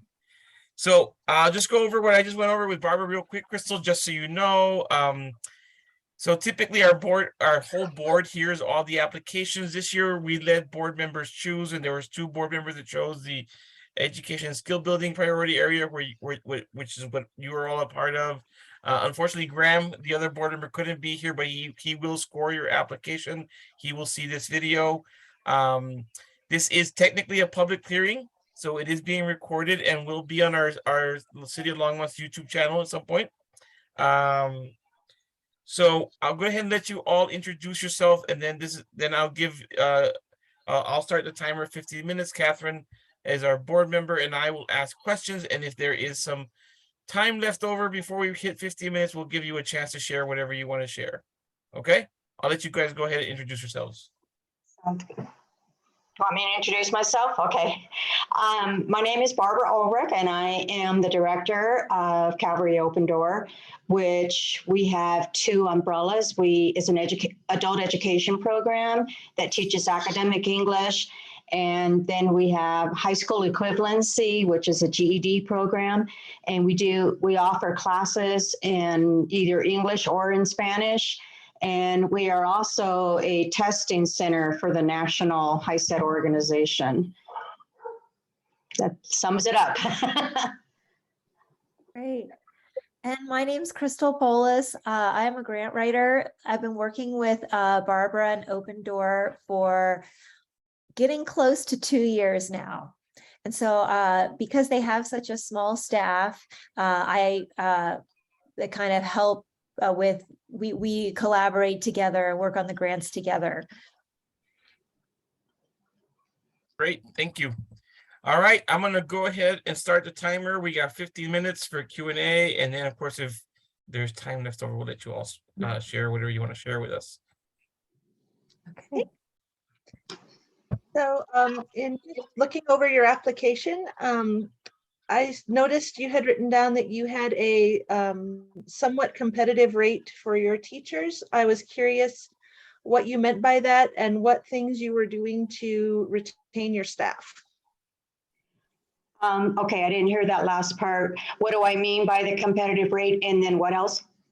And what kinds of things you do to retain your staff? Oh, good question. Okay. Well, first of all, let me talk about the retaining, because I don't do anything really. They just enjoy the program and have a passion for what they do.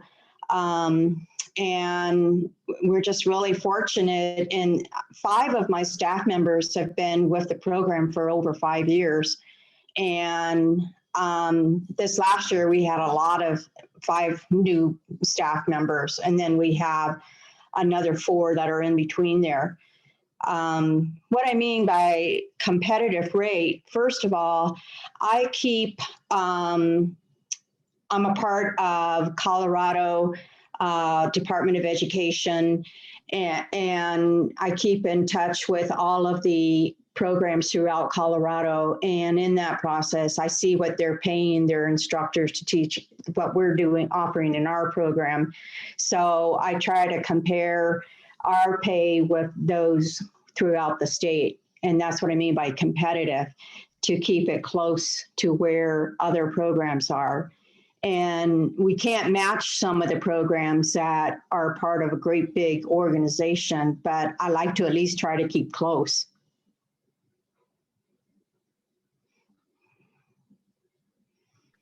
Does that answer your question? Thank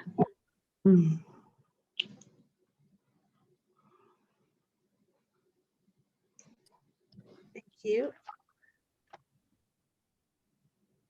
And then the other thing I had a question about was, you said that you had a overwhelmingly female student body. I was just curious if that was by chance or how that worked out, and if you were trying to recruit more men into your student body, or how that was working out for you.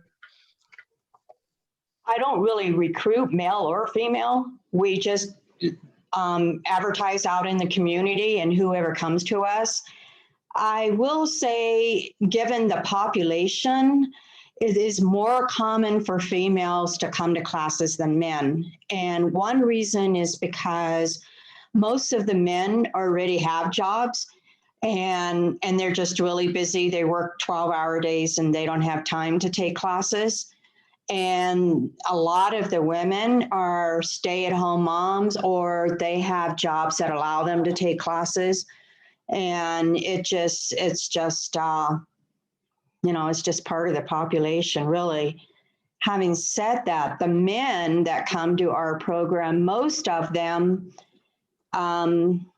well, it's about 50-50, but most of them have degrees in other countries that they can't use their degree in this country because their English skills are not up to the level that they need to be.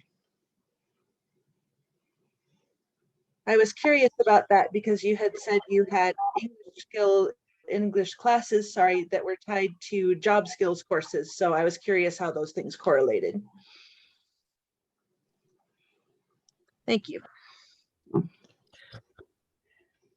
So, while Catherine's taking her notes, I do have some questions. So just so you all know, Crystal and Barbara, when the way that we review these applications, the board reviews certain aspects of the application and I review other aspects of the application. In particular, the board is really tasked with reviewing the program.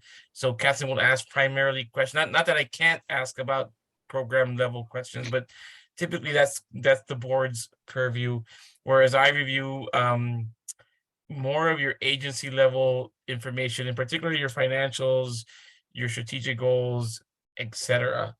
And I guess the one question I have, one is, it seems like you're a very diverse board.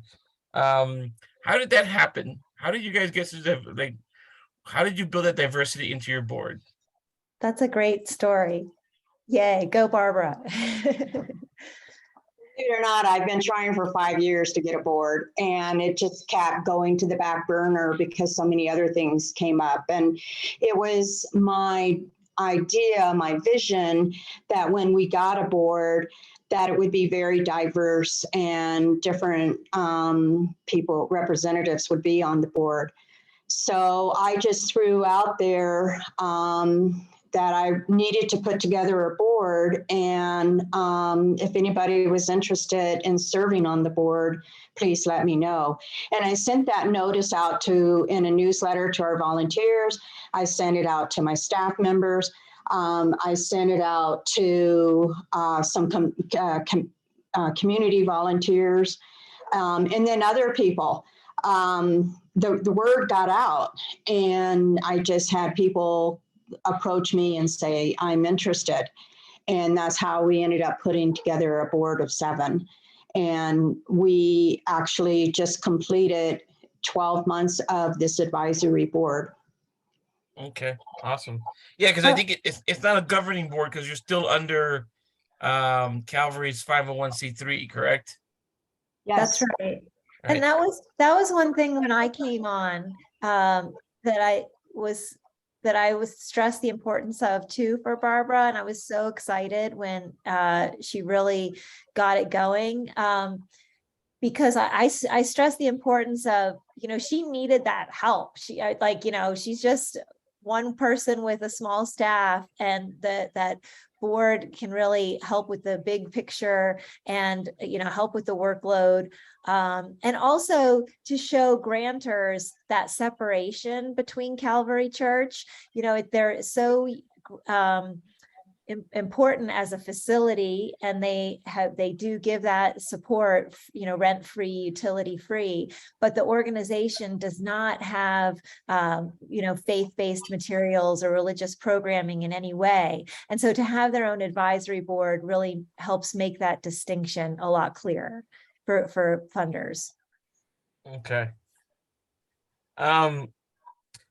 And that actually brought up another question, because we've had this conversation before about they are your financial sponsor, they are your 501c3, and so when I read the piece on the reserves, that does concern me a bit. I think that they've been wonderful supporters so far, and I'm not necessarily questioning whether they will continue. And your budget is small. I mean, overall, it's a small budget. It's not a very, very big budget, but I feel like it's razor thin margins that you guys are running on, and just concern about a rainy day fund, some operational reserves. Again, I would never question their commitment to the Open Door, but it is concerning that you don't really have that operational reserves in place. So are you asking me, do we have an operational? Well, I guess I'm asking you, is your advisory board having those conversations about maybe building that, ensuring that, if Calvary falls onto hard times, what happens to Open Door? Well, this reserve that you're talking about has been gradually growing each year. And so it's been a work in progress. And yes, we do try to have a reserve. Actually, we try to have at least 6 months of expenses in reserve at the end of the year, just to carry us over into the next year. And then another thing is during the whole pandemic thing, some of our fundraising got cut out, and we're recently had a meeting with the board about bringing that back up again so that we can also add to that reserve. So we're not relying on other factors, but having within ourselves more fundraising. Okay. And we have really diversified our revenue streams in the last couple years we have an exciting new corporate sponsor with STAP Toyota and applying for a lot more different grants. So it's slowly building there. Yeah, we're making sure that when we do get a grant that, you know, that it's helping with that infrastructure and overhead. Okay. Catherine, do you have any other questions about the program? So I was just looking at how your classes are put together. It looks like you have a very solid schedule so that your students can pass their tests. You mentioned that, you know, you show that attendance is very important. Are your students required to attend a percentage of the classes in order to pass them? No. No. We do not have an attendance requirement. We do have an incentive. If they have a perfect attendance, they get a scholarship towards another class of any class of their choice. Oh, okay. But they could come to one class and still take the test. In fact, they don't have to take classes to take the test. So the classes are there to help them. There's no requirements at all. Although I remember you did tell me the statistics for the students who took classes, their pass rates are much higher than the students who don't show up for class. Yeah. Just to give you an example, our last test day, we had 5 students who did not take classes. And of those 5 students, only 1 passed the test. And all the other students who took classes passed the test. It was 100% of those who were in classes passed it. So when an individual comes to us and says, can I just take the test without taking the classes? We say yes. However, let me tell you what the statistics are. And it is significantly different. Also, we are a representative of the national organization, which means that our site is on their national website. And students who are looking for a testing center can go to that site and they find us and they come to our testing center to take the test. And we actually have one individual coming this Saturday. We have no idea who this individual is. They just found us on the website and they're using our testing center. So there's no requirement to take the classes at all. It's an incentive. Okay. Thank you for the clarification. That's great.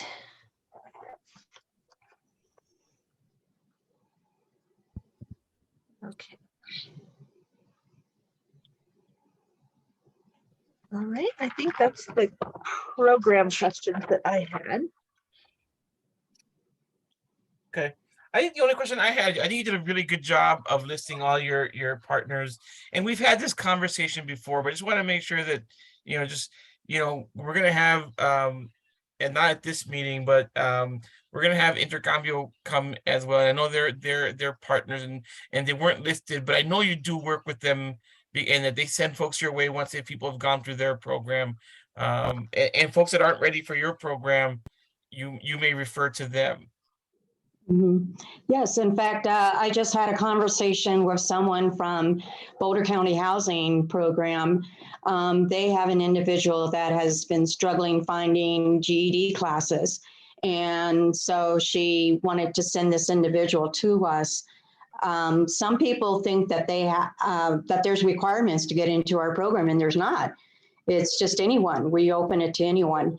And so we get students from St. Vrain School District. We get them from all over the community, different nonprofit organizations in the community that we are in a partnership with Workforce, and they send us some of their clients.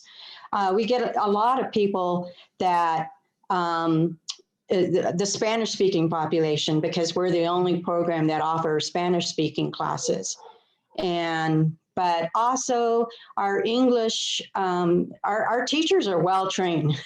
We put them through a lot of training, and that's why the classes are so successful. And our program has more than doubled just in the last year because of the quality of the education that they're getting. Okay, so we have about 46 seconds left, so not very, if there's anything else that you want to share before we end tonight. I can't think of anything, but I'm going to turn it over to Crystal. Maybe she can think of something that hasn't been addressed. I'll just build on what you just said about the student population growing. We're really poised capacity wise, for this to we're growing, the student population has grown so much. And I know that this would be a big grant for Open Door, but the budget is just growing. The student population is growing. You want to hire more teachers, get people off the waiting list, and you're ready to do that. So I think it's an exciting point in Open Door's trajectory for sure. All right, that was our buzzer. Thank you so much for your time tonight. Appreciate it. Thank you so much. Thank you for your time. Yeah. Yes, thank you for, I know it's a lot to read all of those, so thank you so much. You Have a good evening. too.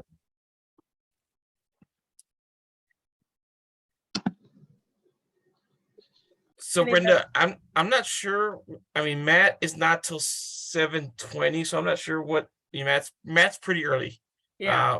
Which is fine. I mean, but he's with TLC. Mark and Elaine are with DR Center, and we're going to be talking about the Aspen Center. So they have a basic needs program too that they apply for. But tonight we're talking about the Early Childhood Center work. Do you want me to let Matt in and you can just advise him that he's at 7:20? I tried I'll calling. just email him right now. Okay. I tried calling, but I didn't get an answer on either for him or Nancy. Yeah, let me just Matt email. All right. I think I looked at the schedule and he's not till 7. He's at 7:20. Yeah. Let me just email him. Okay.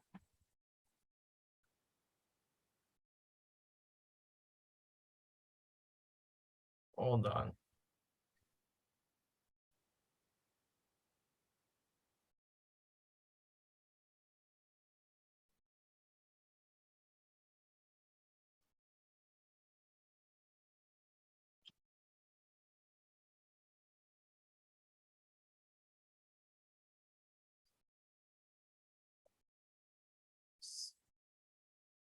Okay, I just emailed him.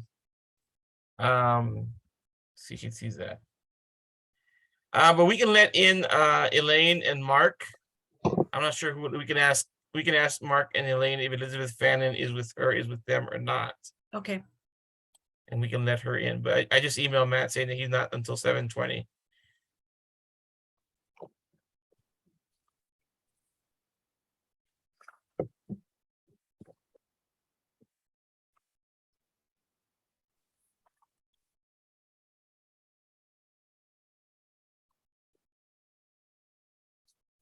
Hey, Mark, good evening. Hi, Alberto. How are you? Hey, you're good. Real quick question. Is Elizabeth Fannin with you? Yeah, she's my center director. I asked her to come along so she can answer any programmatic questions. Why don't we let her in from the waiting room? Just wanted to make sure, we have folks that show up early for their meetings and stuff. So just want to make sure that they're the ones that need to be in the room. Yep, indeed. Okay. Hi, Elaine. Elaine and I are presenting together at St. Francis of Assisi on October 25th, I think. Oh, nice. Yeah. So that'll be fun. Yes. So before we get started, I'm just going to go over a few things, just kind of housekeeping, so you all know. Typically when you show up, there's a bunch of board members. This year we decided to do a little different. We decided to break up the priority areas and let board members choose those that they were most interested in, which is why we separated your basic needs from your typically we handle those together, but this year you're gonna have different board members reading the different applications, just an FYI. I'm not sure if Catherine, if self-sufficiency was one of yours or not. Right, so you're gonna have different board members reading the application separately. As you know, these are public hearings, so they are being recorded and will at some point end up on our City of Longmont YouTube channels, just an FYI. Before we get started, I'll let you all introduce yourself, then I will start the timer for 15 minutes. And it'll be primarily questions from Catherine and myself. And then if there is time left over, we will turn it over to you so you can share whatever you want to share with us about your Aspen Center program. All right, well, I turn it over to you, Mark. Why don't you go ahead and introduce your team, and then we'll get started. Sure. My name is Mark Cowan, the Executive Director for the Our Center and Aspen Center. And just want to thank the committee members for volunteering your time to do this. I sit on grant review committees too, and I know it takes a lot of time and effort. So thank you for doing that for this process and for all of us. And I will turn it over to Elaine to introduce herself, and then Elizabeth after that. Hi, this is Elaine, Development Director, and my goal tonight is just to listen in. So I will probably mute myself unless you have specific questions for me. Thank you. Hi, good evening, everyone. My name is Elizabeth Fannin, and I'm the Director of the Aspen Center, and I'm happy to be here with all of you. All right, welcome. All right, Catherine, I'm going to turn it over to you for your first question, and then we can go from there. Okay. Thank you for being here. In looking over your application, so for our advisory board, we're very interested in your board of directors and the diversity of your board. And when I looked at the document, I didn't have any data for that. So I was wondering if you could explain your board of directors to me and how you find diverse board members. Sure. So we have a nominating committee on our board, like most boards do, that will work within the community to, find board members who would be, or community members would be interested in becoming board members and working with our center. And so Our Center and the Aspen Center have the same board of directors, so we don't have two separate boards. During the past 2.5 years, the board, made a very deliberate effort to increase the diversity on our board. So, currently we have, and Elaine might correct me if I'm forgetting someone, but we do have 2 individuals who are from the Latino community. We have 1 individual who is African-American, and we just had another African-American who just came off the board a month ago. And we also have 1 individual who identifies with the LGBTQI community, community. Sorry, I got something in my throat all of a sudden. Right. So that's also part of our DEI action plan that we put together about 18 months ago, is to make sure that we're actively recruiting individuals from the community that represent the community and represent the participants that we serve, both at the Our Center and the kiddos and the families at the Aspen Center. Great, thank you. And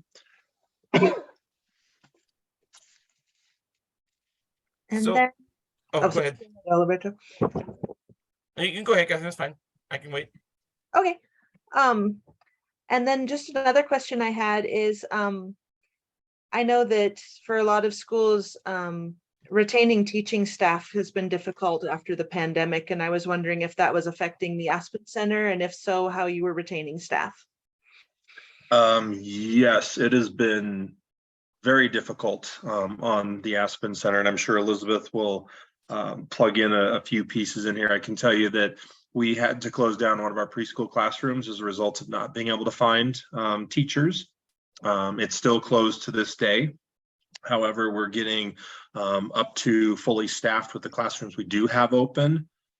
We've been offering referral bonuses for our teachers. We've been offering sign-on bonuses for teachers who come aboard. And during the pandemic, we lost a lot of teachers to leaving the field altogether, going to local breweries, going to the bank, starting other careers where they could work from home. So it's been very, very difficult for us to find teachers. Now, I will say, and Elizabeth may share some of her secrets, but as she's been hiring, which has been a slow process, she's been able to do a wonderful job of retaining the staff that we've been getting. It's just been very difficult to find them. Elizabeth, I don't know if you want to add to that. Sure. I think you did a great job of kind of giving the overarching idea of what's been happening for the Aspen Center with retaining teachers and recruiting teachers. It's been really difficult on the organization and as well as the staff who have hung in there with us since the start of the pandemic. I think one way we've been able to at least keep the staff that we've had is really the environment that we've been able to create and culture and nurture. And that's really an environment of collaboration, transparency, just really a positive environment of teachers who want to work together and advocate for young children and young families. And then recruiting teachers, you know, a lot of our newer teachers come from word of mouth from our previous teachers, because it is a great place to work. They hear about, again, the culture of the staff and the community feeling within the school, the populations that we serve, and really just wanting, again, to become educators who are advocating for young children and families. So like Mark said, you know, we have the referral bonuses, the sign-on bonuses. I think the other thing is that they have access to the resources at the Hour Center. And that has been really helpful for teachers throughout the pandemic, and something that they've really expressed gratitude for. Thank you. So, well, Catherine writes some notes down. I do have a couple of questions. So Elizabeth, Elaine, and Mark, I mean, I think just so you all know how this process works, when we receive the application, you know, both board and staff review it, and the board, you know, Catherine and Graham, who will be reviewing this application, are looking a lot at your program level answers and questions. So looking at your program efficacy and evaluation, et cetera, where it's my job to review your finances, you know, making sure that you are, you know, a financially stable organization, also look at your strategic goals. And I appreciated, I wrote down my notes here, you know, you provided some strong agency level goals, which is great. Love to see people answer that question, that everybody does. But what I also wrote was, you know, you did a great job of listing your partnerships around your basic needs partners. And I would love to learn more about if you have any partnerships with your Aspen Center. For example, I know that, you know, Councilman Waters and his group and others that are working on this early childhood initiative within the city of Longmont, and love to know what the Aspen Center's role is in that, and any other partnership that the Aspen Center has developed in this realm of early childhood education. Sure. I'll let Elizabeth answer that. And just before she chimes in, I will just add at my level, if you will, I'm a member of the board of directors for the Early Childhood Council of Boulder County. So I sit on the board of directors for ECCBC, and I also sit on, as well as Elizabeth, the local or the advisory council as well for the ECCBC. And then I know from a classroom standpoint, there are a ton of partnerships. So I'll let Elizabeth list off all the partnerships that she's created over the past couple of years. I love when people ask that question, because I can geek out a little bit on all of our collaboration and partnerships in the community. So along with sitting on the advisory, being a member of the advisory council, the last couple of years as director, I've created some partnerships with the University of Colorado, Denver, and Boulder Journey School, where we are a placement site for graduate level interns or resident teachers who can get their master's degrees while working at the school. In the spring, we will be hosting Colorado State University undergraduate students in their Human Development and Family Studies department, interns and practicum students who are fulfilling fieldwork experiential learning placements with us. So really working in classrooms alongside our teachers who are providing like best models of best practice, pedagogy, teaching and learning. And these are pre-service teachers or undergraduate students who are considering careers working with children and families. Also in the spring, we'll be partnering with CSU to host occupational therapy students, again, for the same reasons, so that they can fulfill experiential learning requirements for their degree work, and then learn alongside our teachers about pediatric work. We also are a member of the Early Childhood Coalition in Longmont. When I first started at the Aspen Center in 2020, I was more involved because we were fully staffed. Then the pandemic hit, and less of my time was available to participate in that group. But now that we're getting back to a place of more stable staffing, I anticipate being a part of that initiative more. We're also a part of the Longmont Bright Eyes group, which I know they've just changed their name. We're partners with Boulder County Farm to Preschool initiative, where our families receive fresh produce boxes from local farms. We also incorporate that into our learning and curriculum, where children are cooking and tasting the foods, exploring the foods, trying out recipes. But we really love that it gives access to fresh produce to our families. And it's great because the children are excited to choose the produce that they want to take home. And parents are like, what am I supposed to do with fresh beets? I've never cooked these before. And we're like, there's a recipe, it'll be okay. We've also developed a partnership with a local early learning materials company called Kodo Kids.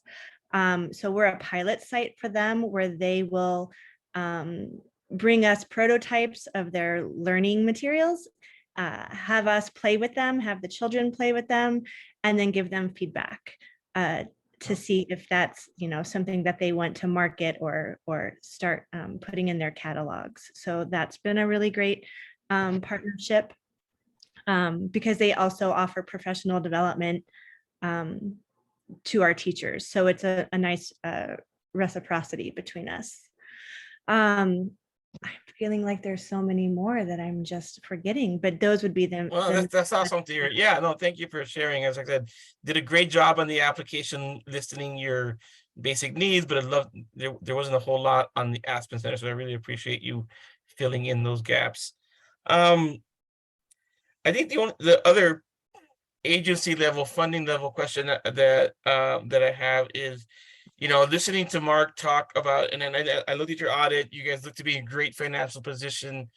That being said, listening to Mark talk about what you need to do to attract and retain talent, is there any concern about, sustainability as this becomes a more competitive, as we see inflation go up, as we see, all of that, because I know even the city is struggling with that. So I'm assuming, and in my conversations in the past with other early childhood providers, competition for teachers is, fierce with school districts and all that kind of stuff. So just wanting to check in on sustainability and financial, even though you're in good position overall as an organization, I know you're hitting some challenges with that. So yeah, if you had asked me the same question a year ago, my answer probably would have been much different.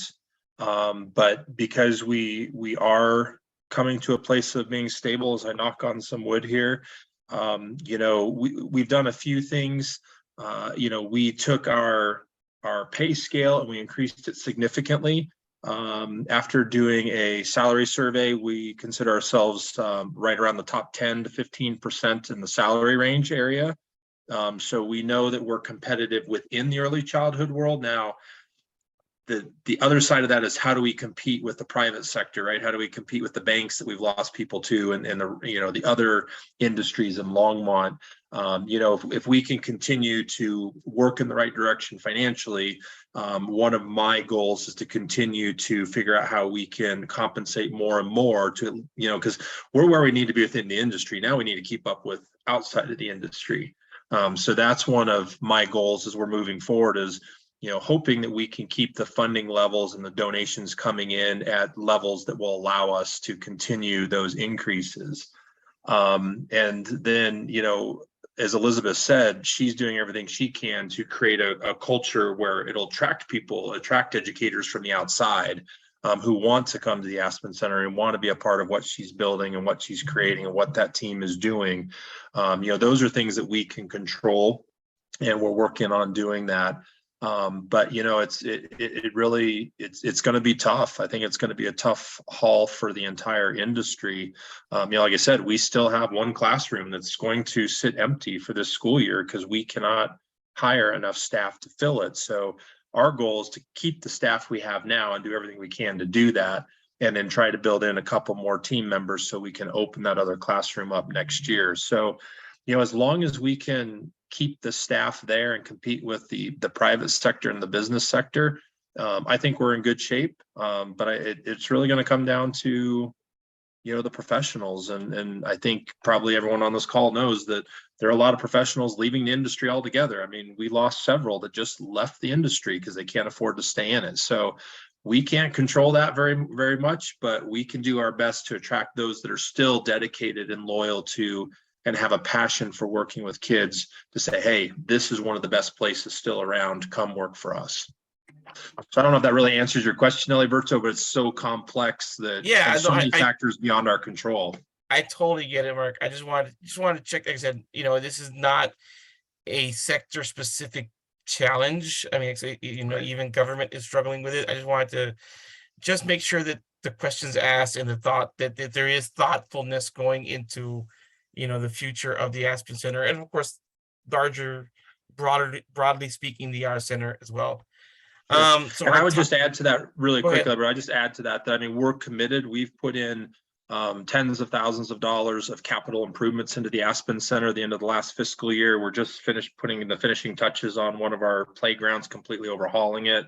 We're getting cabinets put in most of the classrooms. We put new flooring in the past year. So, you know, we're committed. As long as we can find those professionals, we're investing back into that program tens of thousands of dollars every fiscal year to improve it and keep it going. So for whatever that's worth, I just throw that out there. All right, thank you. So technically our time is up. I really appreciate you all showing up, and I know we'll see you guys, I think either probably next week. I'm not sure when self-sufficiency is. So we'll see at least Mark and probably Elaine as well. And yeah, thank you for all you do, and thank you for being here tonight. Thank you. Yeah. Thank you so much. Thank you guys. Appreciate it. Have a good evening. You too. Thank you. Thanks. Bye. Yeah, those 15 minutes go by fast. It does. It really does. All right, and so we are getting closer to the end. We have a few more, but I think we got TLC up, and they are already here and they're waiting. So I'm happy to let them in, and let's get started. Okay.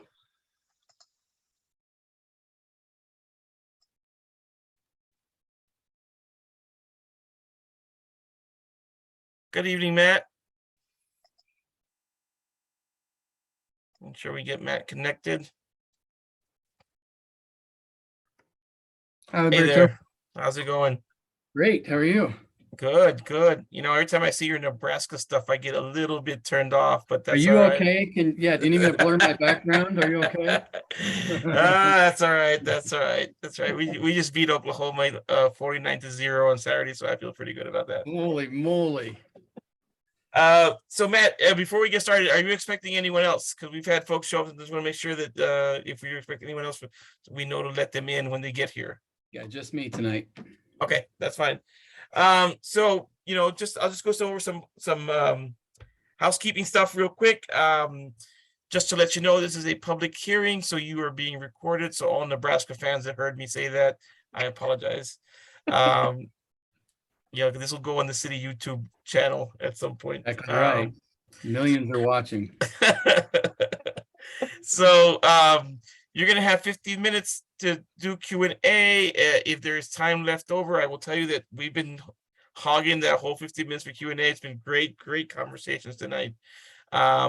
Typically, I know you see a whole lot more board members. This year, we decided to do it a little different and allowed the board to choose their priority areas. And we have about 2 or 3 board members per priority area. Unfortunately, Catherine's partner, Graham, couldn't make it tonight. He had something come up, but he will review this video and will also score your application. And if he has other specific questions, I will be happy to share your contact info with him so he can reach out.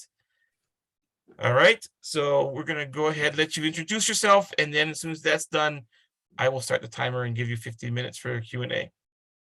Perfect. Well, thanks, Alberto. It is good to see you guys again. And Catherine, thank you for volunteering to be a part of this. I don't know if I told you that you're volunteering. You're not getting paid for this. So thank you for volunteering. This is a really important job to be able to review human services in Longmont, and specifically the one that we're talking about tonight. I'm really excited to be able to share with you. I know you've heard from a lot of folks that are some of my colleagues and partners. And so I'm excited to share with you about the education and skills building. That's the area that you've chosen as your area of expertise or your area that you want to learn more about. So thank you for being a part of that. My name is Matt Eldred. I'm the executive director at TLC Learning Center. We are our legal name is the Tiny Tim Center, and that's what most people in Longmont know us as. We're a 66-year-old nonprofit organization that serve children ages birth through age 12. Ages birth through 6, we have a child care services where we have 9 classrooms serving children, again, birth through age 6. And then we have a therapeutic services department that serves children in occupational, physical, and speech therapy needs. We work in the NICU in both Longmont United and UC Health, or I guess it's Centura now, and Longmont and UC Health hospitals. So we work with children birth through age 12 for therapy needs, occupational, physical, and speech therapy. There's a lot of overlap in those services, in those childcare services where children get their therapy needs met in the classroom in the childcare center at TLC. We call that a school-based therapy appointment where they see them in the school. We also have children that come to the center, just come here for a 10 o'clock speech therapy appointment. And so we see kids in the center just for a center-based therapy. And then we also have a home healthcare license where we can see children in their home. And that's where we go into the NICU. That's your home for a period of hours or days. And so we can see children in their home or whatever is the least restrictive environment for them. So we like to see children in their natural settings, especially during COVID. We learned that seeing children virtually, sometimes it works really well. It was a little bit more difficult to do virtual therapy sessions on a trampoline or, with kids running around the phone wanting to show their therapist their house. But that was really neat. And we have actually kept virtual therapy appointments even now that we can see children back in person, because for some families, that's what's most convenient and also most productive. So we see children in those 3 settings: a home therapy setting, a center-based therapy, and in the school. And then we also have children that are here in the school, in the center, that do not have therapy needs. We call those typical children. And I use that term very loosely because there is no such thing as a typical 3-year-old. Every 3-year-old is unique and has their own unique needs. But we see children that do not have therapy service needs, as well as those that do in the school setting. We also, as you probably saw in our application, we fund the services for these children in a variety of ways. On the child care side, we have families that are paying $1,400, $1,500 a month for childcare for an infant or a toddler. It's like a second mortgage. And then we have families that are paying $0 for the same services, childcare, and kind of everything in between. We work with, and you've heard of probably a bunch of acronyms tonight about CCAP, the Colorado Child Care Assistance Program, CPP, the Colorado Preschool Program.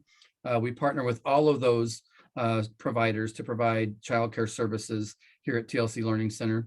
We also have, which is a little bit unique, our own scholarship assistance program for families that don't qualify for a lot of those programs for a variety of reasons, whether that's legal status, change of jobs, they get a 10-cent raise and all of a sudden they lose their eligibility.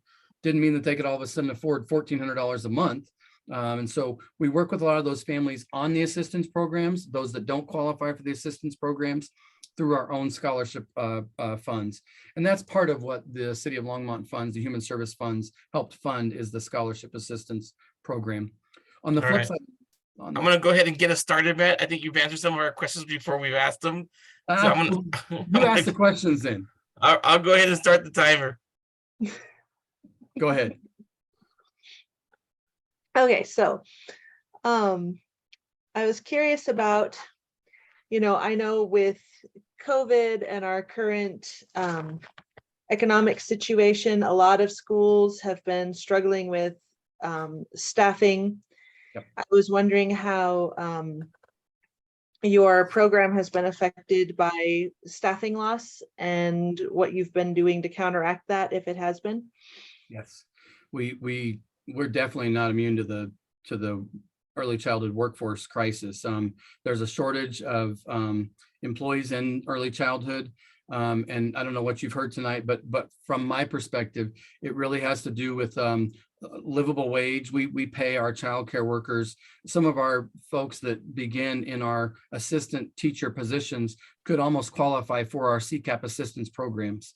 And so it's a difficult field. It's an underpaid field.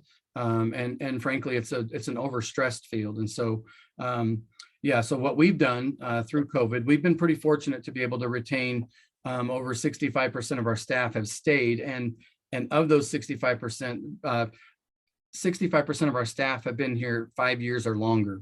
So that tells you we've got some tenured staff. But yes, we're no stranger to the childcare workforce shortage. In fact, right now we have 9 classrooms at TLC Learning Center, and we only have 8 of our 9 classrooms open. And that is strictly due to workforce. It's not because we have a shortage of children or shortage of wait list or needs, but we just cannot maintain full-time staff. So some things that we've done that have been really successful, we obviously, we've increased our pay scale matrix. And so our minimum starting salary right now is $15 for a beginning teacher, which is still very low. It's a starting point, and it was an increase for us. That also adjusted all of our pay scale matrix for all of our existing staff. And so that is something that we did just in January of this year. We also have implemented a hiring bonus. So we have bonuses for staff, a $2,000 hiring bonus for staff that start with us at TLC Learning Center. We also implemented a $1,000 stipend for existing staff that bring a friend. If you like the place where you work, tell a friend and bring them here. That's our best source of advertising, is satisfied staff saying, hey, this is a great place to work. You should consider working here. So salary is one. The second piece is professional development and education. That's a critical piece in not only hiring qualified staff, but maintaining qualified staff. We have a super partnership with CU Denver and a program called Place Space, PLACE. And that's a program where our staff can get college course credit for what they're doing every day in the classroom. It's not online courses, it's not night or weekends, they don't have to go down there, but it is actually very intentional, individually, teacher by teacher, where they meet with faculty at CU Denver, build their plan and get a lot of credit for prior learning and for what they're actually doing on the job. And so that's just one super great program that I want to highlight. But there's also good partnerships with what the state of Colorado is offering for early childhood courses, stipends. We also have all of our staff go through what's called Pyramid Plus. It's a social emotional curriculum. We fully pay for that. It also qualifies them for 3 hours of college course credit if they take it for that. And we give them $1,000 to take the class as a stipend. And we do that in a $500 chunk midway point and a $500 completion. So I would say that those are kind of the two key pieces, is salaries and then those benefits. One of the benefits being professional development and education. Great, thank you. So Matt, I just have a quick question. You did a great job of listing, your services and, kind of the work that you do in the county, and of course, how you serve folks from even outside the county. And I know you partner, but I'd love to have seen a little more of it described in that first question about, because I know how involved TLC is in the work that's happening around early child education, you know, that work being led by Dr. Waters and others folks. And so I'd love to hear a little bit more about your role in that, or TLC's role in that tonight. Sure. I mean, you're right, Alberto. So I think what you're referring to is the Longmont Early Childhood Coalition. And that's really a grassroots group of early childhood folks or people that care about children that are coming together to say, what do we need to do to make sure that every child has what they need from birth to 5? And that's different for every child. It might be a licensed childcare center like TLC Learning Center. It might be a friend, family, neighbor program like their grandma or somebody next door. It may be a school district preschool. What does every child need? And so that was our first basic question, the Longmont Early Childhood Coalition. What we're finding is that, again, not every child needs the same thing, but every children needs similar things, which is access to resources, adults who understand what early childhood development is, literacy, language, kindergarten readiness. It's not just about academics and getting ready for kindergarten, but those social, emotional, and relationship pieces are critical at whatever level, whether that's a friend, family, neighbor, or a licensed child care provider. And so the Longmont Early Childhood Coalition is really looking at how do we tackle this issue of making sure that every child gets what they need. The key piece of that is we have a workforce shortage. So what are we going to do about a workforce shortage? We've got to increase the pay of our employee base. And so to do that, we know that quality care costs, and I just said it's $1,400-1,500 a month for a full-time slot at TLC Learning Center. And we're probably on the 80th percentile. We're on the upper end of what child care center costs in Longmont and Boulder County.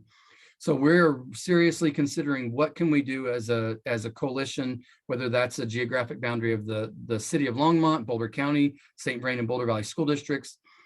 And there may be the possibility of a special ballot initiative at some point that we're considering other jurisdictions around the state of Colorado that have passed early childhood initiatives.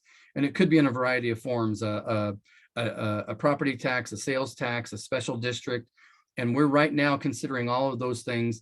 And so TLC Learning Center, we're one of the key partners in looking at what would make the most sense in terms of funding that we can then take to the community that would support this idea of what does every child need to be successful. And so we're a key partner in that. There are other partnerships that we have around those same things. You've probably heard of the Early Childhood Council of Boulder County, ECCBC. They have a similar goal of making sure that not only children, but providers and our community has what they need. So it's a larger system, it's a countywide system, but they certainly are aligned with the Longmont Early Childhood Coalition. The partnerships with the school district through the Colorado Preschool Program, and then just a variety of other programs, whether that's the county and the CCAP, or tonight in our building, we have PASO. I think the Colorado Statewide Parent Coalition was one of the people you heard from earlier tonight.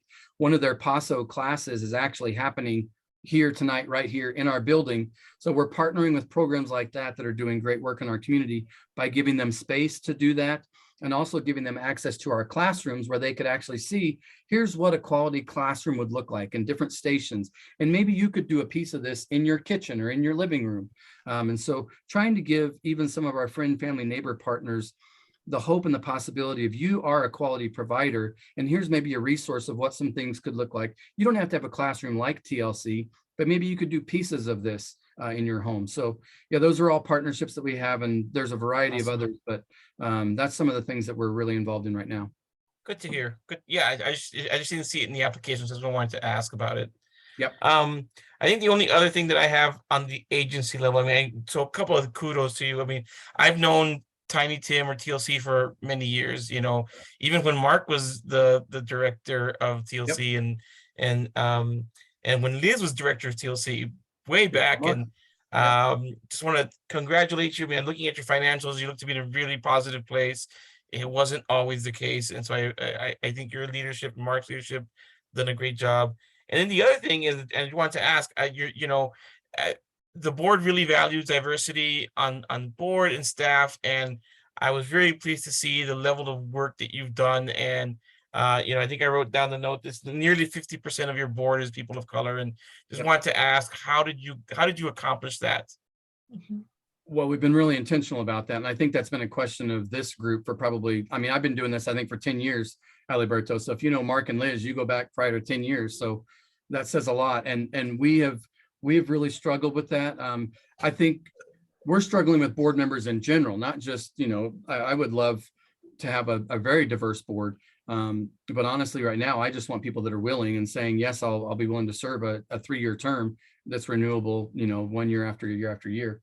And that's been a challenge, but specifically, we want to be reflective of our community that we serve. And if we know that more than 50% of our community that we serve are low-income families, people of color, second language families, how can our leadership not reflect that? We have to. And so it's been a very, very core foundational part of our strategic plan.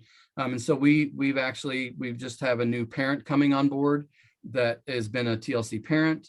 We've been intentional about looking in our community about other business owners.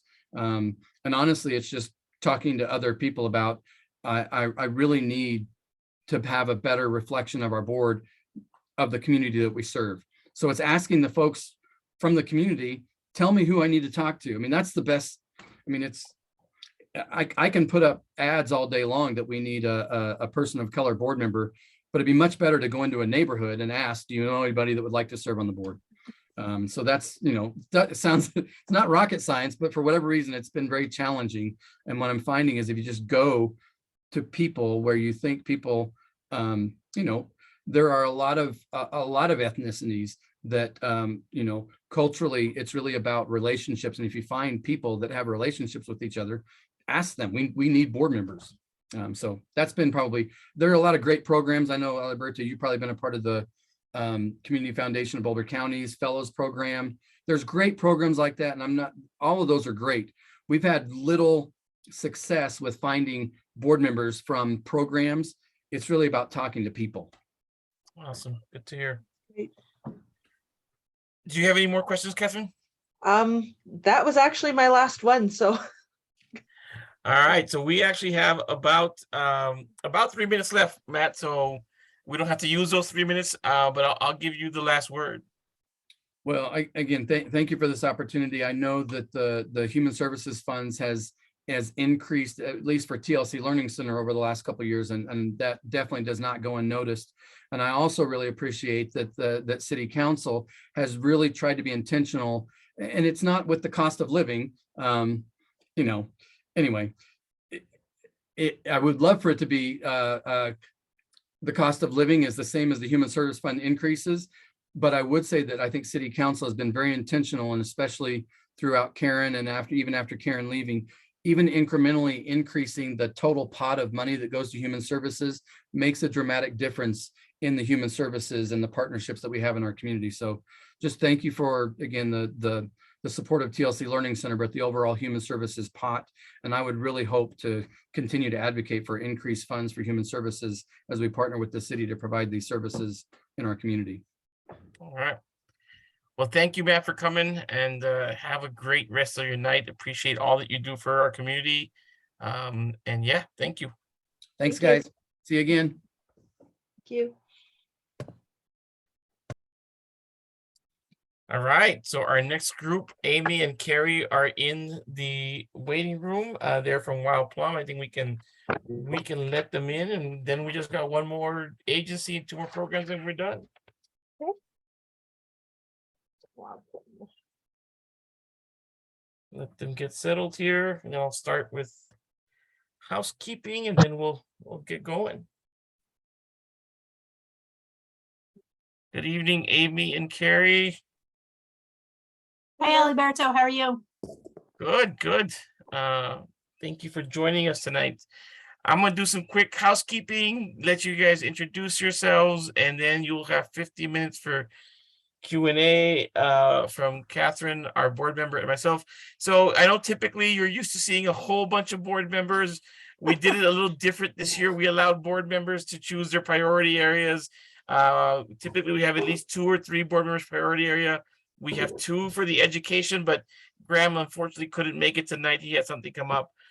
but he will And get to actually, see. Graham, Alberto, Graham is my husband's boss. And so there's probably a little bit of a conflict of interest there too, Oh, just there to we go. throw that out there as a thing. So So yeah, so he'll get to review this. And anyway, I just want to thank you for being here tonight. It's a public meeting. This is being recorded. So let you go ahead and introduce yourself. I'll keep the time. We got 15 minutes, and then Catherine and I will ask questions. And then if we have time at the end of those 15 minutes for you all to share whatever you want to share, we will turn it over to you. All right. Do we want to go ahead and introduce yourselves, and then I will start the timer.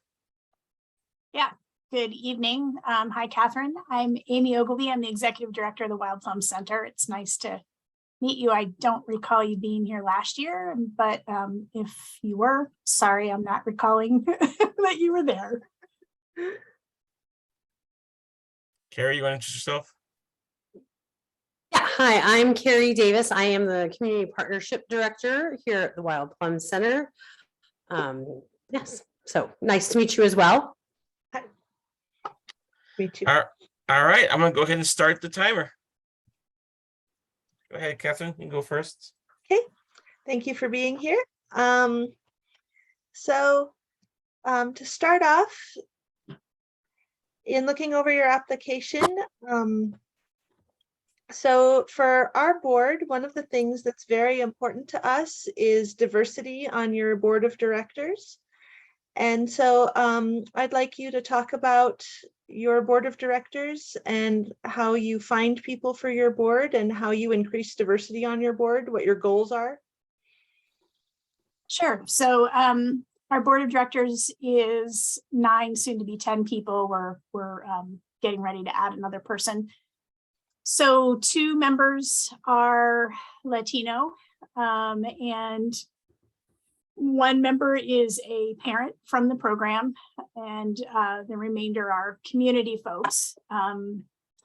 We're being a Head Start program, we have some very specific requirements for board members that we need to have. We need to have a person with a finance background, a legal background, an early childhood education background, and then everybody else with a community representation. The person that we're getting ready to add to the board, that'll actually happen in 2 nights, also has a disability. So he is not showing up on your current list because he wasn't a board member at the time that we applied for the grant. So definitely look for diversity, definitely look for representation from the families in our program. And we also in November will be adding another parent from the program onto the board. Last year's Parent Policy Council, which is a whole separate governing board that we have, the president of that policy council stayed on or remained on our board of directors. So another parent will join as the policy council representative to the board in November once we get that board seated. In addition, the policy council is 10 families from the program, typically largely Latino, and obviously all parents of young children. So definitely work on that diversity and try and stay true to who we serve and have that representation on our board. Thank you.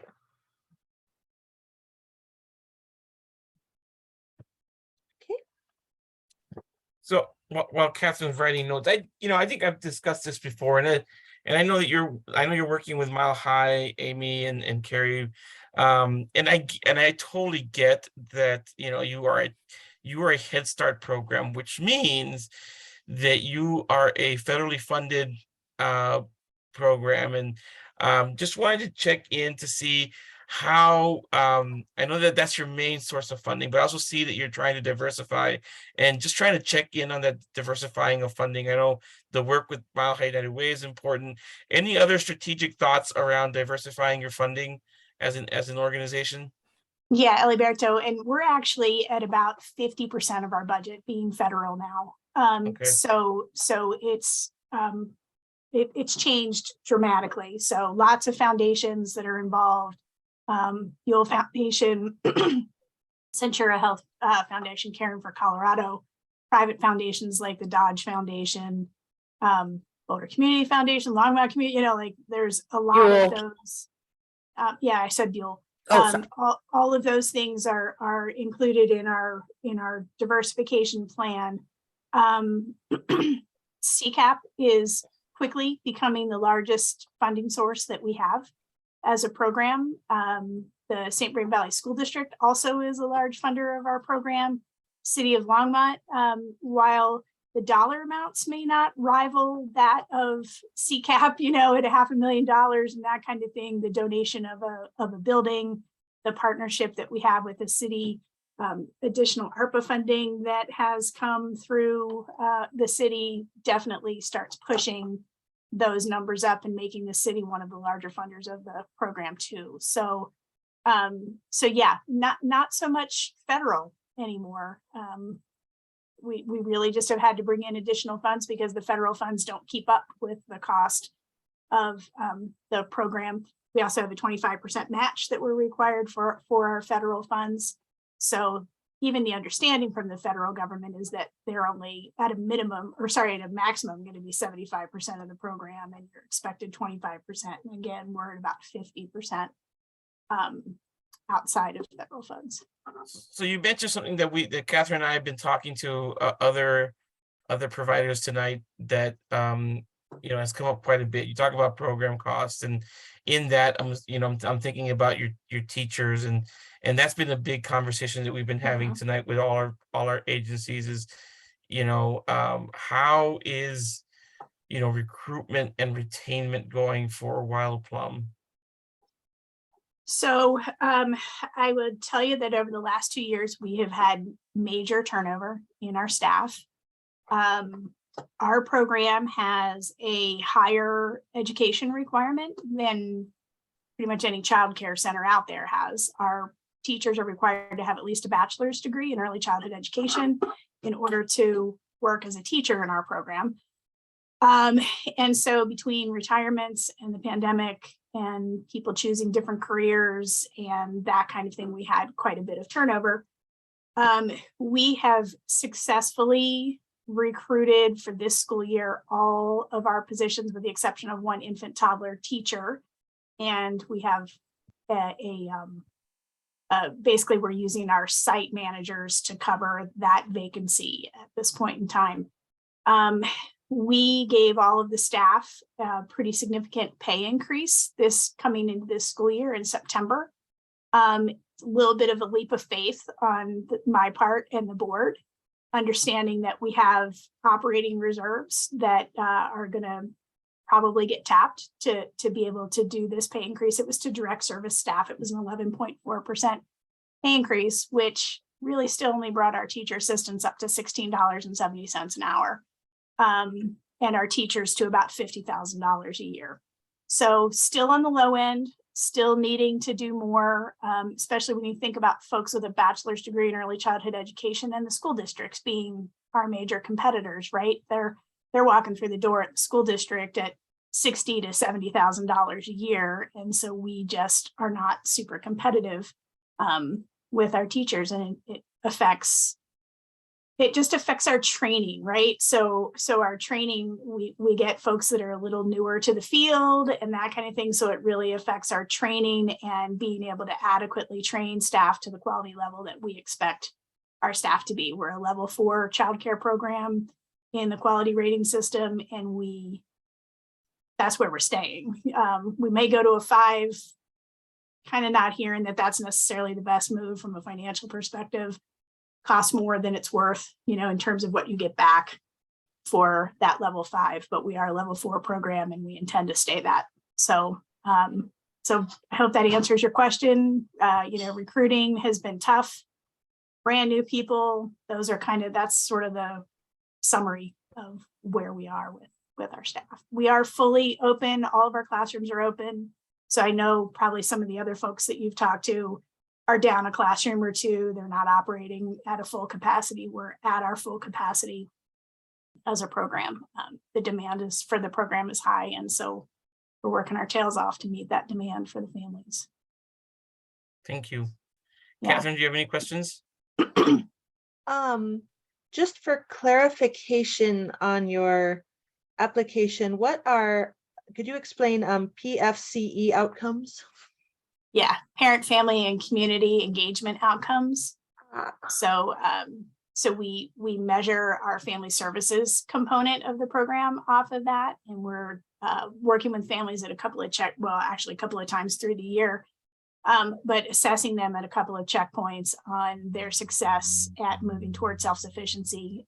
That is really a core element of our program, differentiates us completely from any other child care program that's out there. Each of our families is assigned a case manager, and those case managers are working with families on setting goals, self-sufficiency goals, and connecting them to resources and things along those lines.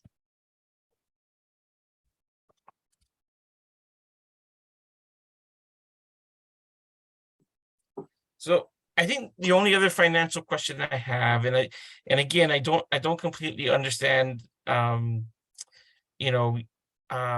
Wild Plum, because of its mixture of funding, works. But one of the questions that I did have is when in that section on agency reserves, typically a nonprofit aims to have between 3 and 6 months of operating reserves. And so I was a little confused about your answer. It sounds like you have 100,000, but you have other. How does that work? If you can kind of explain to me how your reserve policy or how your reserves work to ensure that, God forbid, funding just dries up and you need to, stay afloat for 3 or 6 months. Yeah, it's one of the things that the board talks a lot about, and really speaks to if the federal government pulls out. I think the direct quote from one board member was, "We're screwed." So yeah, the interesting thing about our federal programming is that the way that funding operates is that it's based on expenses. So when we expense, a payroll, let's just kind of throw that out as an expense. So we pay the staff. When we complete the payroll, we then draw down from a federal system. So what you don't see in the grant is that money that's sitting in the federal grant system. So at any given time of the year, it depends on whether it's the beginning of our grant year or the end of our grant year, whatever, there are funds in that reserve that, or not reserve, it's not a reserve, but are in that grant that can be drawn down to cover expenses. So so that kind of plays into this, Eliberto. And I will tell you that there was a time many years ago that the federal government closed down, and we were supposed to be able to continue to access those funds during that time. And something happened with the federal payment system where we were not able to access that. And I made a desperate call to Karen Roney and to Robin Bohannon to say, we don't have funds to cover our payroll with the government shut down. Can you help us? And the city and the county both stepped up and said, absolutely, we'll cover you until you're able to get that money drawn down. And then what happened was the National Head Start Association, which is an advocacy group, a legislative advocacy group for Head Start programs, was able to get in touch with somebody high enough up in the government to say, you told them they'd get their money, the system isn't working.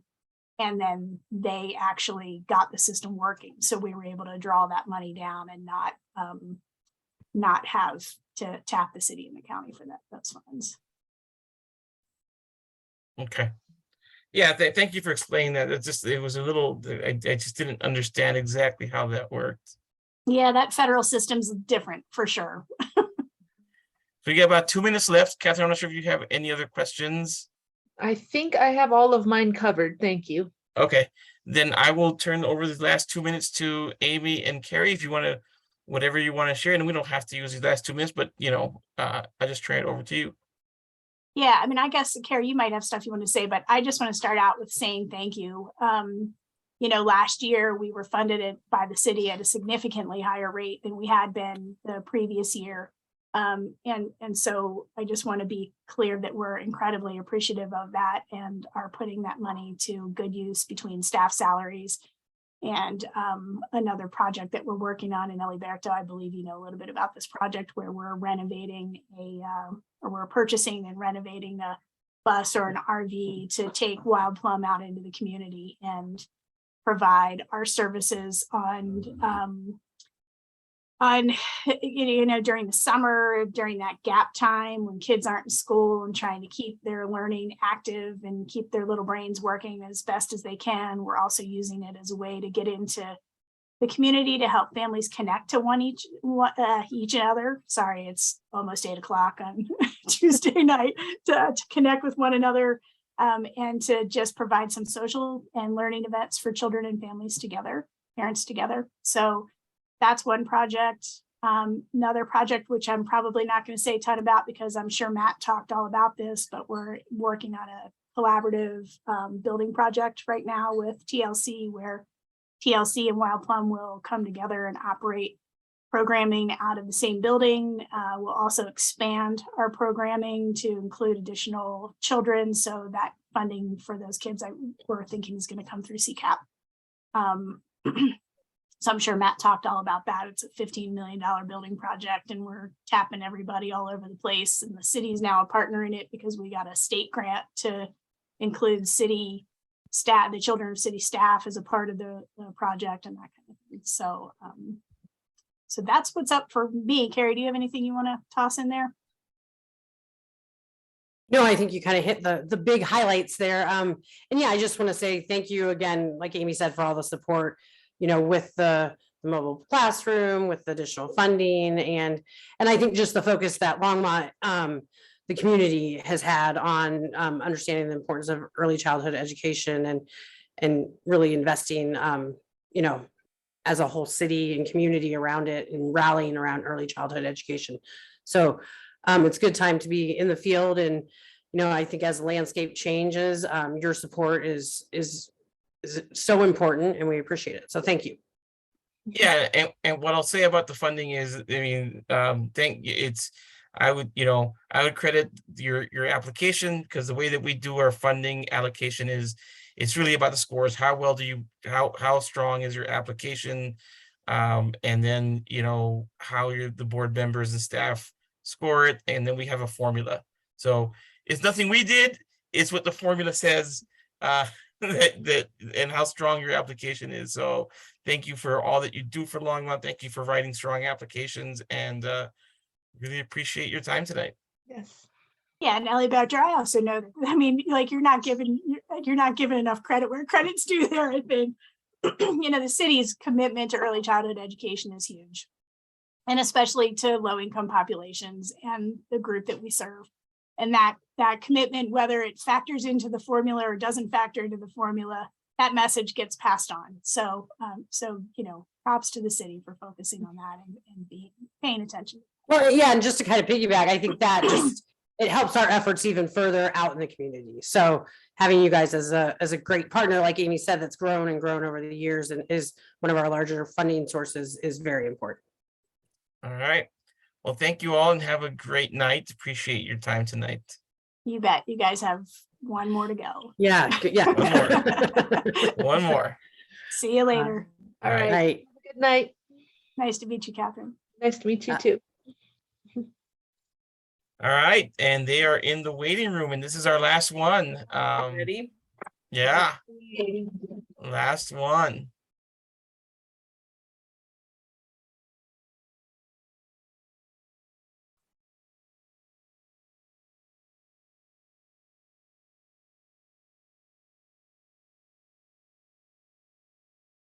All right, good evening.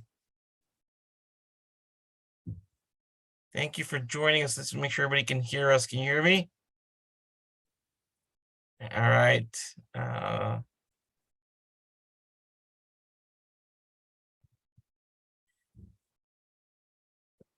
So, excuse me, sorry.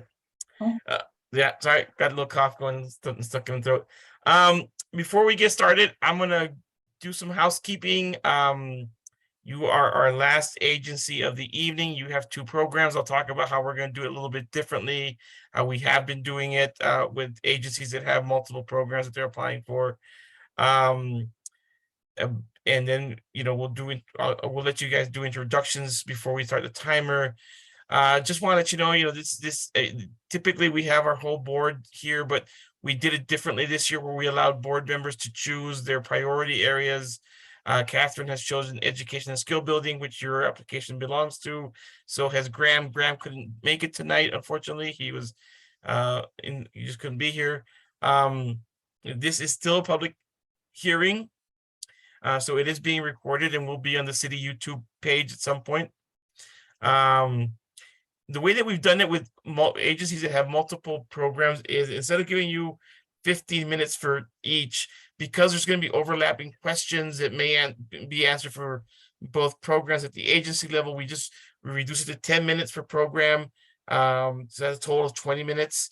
And then we will, if there is time before those 20 minutes end, or if we have a little extra time, we can turn it over to you all to share whatever you want to share. This is Catherine Onaka. She is one of our board members. Again, Graham isn't here, but he will be scoring your application as well. I'm going to give you all a chance to introduce yourselves, and then I will start a 10-minute timer. Which program do you want to do first, Catherine? Let's start with the Affordable and Equitable Childcare Program. Okay, we'll start with that. Program questions about that. I'll ask some agency questions about it as well. And then we will go on to the school age program as well. So I'm going to start a 10-minute timer. And actually, no, before I do that, before I do the 10-minute timer, do you all want to introduce yourselves? Sure, I can start. I'm Lisa Sweeney. I'm the Senior Vice President of Community Programs for the YMCA of Northern Colorado. So I oversee all of our preschool, school age, summer day camp, and teen programs. And we have Motria here from the Y as well. So I'll let Motria introduce herself.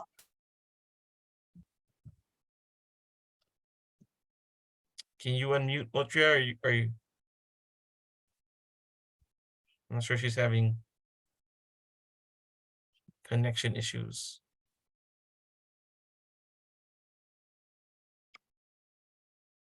Yeah, I'm not seeing her camera on either. Yeah. Motria is our director of our grants. She oversees the writing and management of all of our grant team and all of our grant programs. Okay, so hopefully she'll join us here in a second. And I think we have a couple others. I think Chris Coker, our CEO, is scheduled to join us. We got some pretty tragic news about one of our board members passing away, very unexpected. So I know he's helping that family a little bit this evening as well. Okay. And then we also have Dawn Dubois Weber, who is our Executive Director of School Age Programming. I think she's going to pop on. I don't know if they're having issues or not. I'll text them here in a second too. And then Ruby Fairchild, that's our Executive Director of Early Childhood Programs. So I believe she's jumping in as well here in a minute. Okay. Well, I think we got Motria back. Oh, there she is. Yeah, we'll see if these other folks hop on. Can you hear us, Motria? We don't see your camera or your audio. But if we need to get started, I'm happy to start. Oh, here she is. Yay! Got it. Yeah. No worries. Yeah, we can get going. Thank you. Okay. All right. I'm going to go ahead and start the timer. So the program, like I said, we're going to start with your affordable and equitable early childhood program, and then we will we'll spend about 10 minutes there, and then we will spend another 10 minutes on your school age program. Catherine, like I said, will be probably asking more about your program level questions. Of course, I may ask some program level questions if I have them, and I'll be primarily asking about your agency level questions. All right, so let's go ahead and get started. All right. So in looking over your applications, one thing that's very important to our advisory board is the demographics of your board of directors, and we're interested in the diversity and how that equates to your clients that you serve. So I was curious about the makeup of your board of directors and how you approach the diversity of your board of directors and how you'll be dealing with that in the future. So Lisa, do you want to take that or should I? You can jump in and start for us. So I don't have the numbers in front of me, but one thing that's really interesting is our board reflects almost exactly the diversity of our community. And I can send that information to you if it's not clear in the application. We looked up the diversity of Boulder County and our board matches that exactly. One thing that's interesting to note is that we serve the northern Colorado area. So that is the demographics that we are pulling from. And we have actually our board member is African American. Our school age program director, Dawn, who I thought was going to be on this phone call, is African American, and she is new this year, isn't she, Lisa? Yes, and Dawn and Ruby are saying they're in a waiting room trying to get in. I'm not sure. I don't see them in the waiting room. I'll move forward to them. They're both saying, I'm getting texts from both of them saying they're sitting and waiting. I'm wondering if that's what's going on with Chris also. I'm not sure because we all confirmed we had the right links today. So So we are, I mean, but good to go back to your question, that's something we're constantly working on. Our board, our leadership team reflects the diversity of the communities we serve. And it's something that's always at the top of our mind. And we are an organization that's open to people of all backgrounds, and everyone is welcome at the Y. And we understand that diversity is extremely important. And maybe Lisa, you can talk a little bit about the bilingual educators that we have in the classrooms and some of those statistics. yeah, absolutely. And I do have the statistics when we just surveyed our board. So we are at 79% that are white, non-Hispanic, 3% are Indigenous Native American, 11% Hispanic, 4% Black African American, and 3% multiracial. So it does match Boulder County. We're about 57% male, 39% female, and 3% non-binary. We have, about 10% of our board are Spanish bilingual. Trying to see, we have about 14% of our board that have identified as living with a disability. So we try to, for sure, look at that. We also, one of the things that's important to look at in our community serve different areas. Specific to Longmont, though, we do have our executive director of the Longmont branch, which houses the preschool and the before and after school program and the summer day camp program, is Latino. And then within our preschool program and our school age program, about 50% of our staff identify and report their race and ethnicity as being Latino, which reflects that population.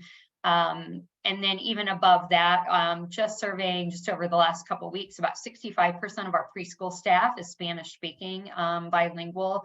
So that's great to serve that community. And just throughout that branch, we make sure that we have Latino speaking lifeguards, because that's that population of that branch. If you go a little north up to Johnstown or Cheyenne, there's not as much of a need having that. And it is harder, to be honest, to recruit into those communities. But we do really look at that within Longmont. That's been a big focus of our program. And again, as Motria mentioned, well, we have Ruby joining us now. Ruby's our executive director of early childhood programs. So she is day-to-day toe in the water at the Longmont preschool, as well as our Johnstown preschool, Cheyenne, and our summer preschool programs at the Arapahoe Y in Lafayette. And then Dawn, who's going to be joining as well. Hopefully she can get in here. Dawn's new to us. She came to us from California, where she's been a principal for most of her career at a public school system. And so getting her on board with us has been phenomenal. She's a Chicago native, but now through California. And, you know, not that we necessarily recruited that way, but having Dawn represent, you know, has been phenomenal. As Matria mentioned, she's African-American, and it's been great to have that diversity. We are starting to see a little bit more diversity within our programming. Thank you very much. So, as we get folks, hopefully we get Dawn and Chris, you know, It's in another room. yeah, Brenda, can you? I'm not quite sure. I don't see anybody, but I have Chris's email, and I can just, if you can text him, let him know I'm sending him an updated link. But I don't think I have Dawn's. She's on another room, so I'm gonna try to see if I can forward this link. Do you have Chris's email? I have Chris's. It's chris.ymcanoco.org. Yeah. Yeah, so if we can send them. I just sent it. Okay. Hopefully they can join. Again, we have, if we need it, we have a total of 30 minutes, so it's fine. So we have about 20 more minutes. I think that we can go if we need to. And I'd love for Chris to be on here because I have some financial questions that I wanted to ask if he can join us. If not, I'm sure Lisa, you can handle some of these. If I can't answer them, I can't answer them, I'm happy to get it to you as soon as possible tomorrow morning.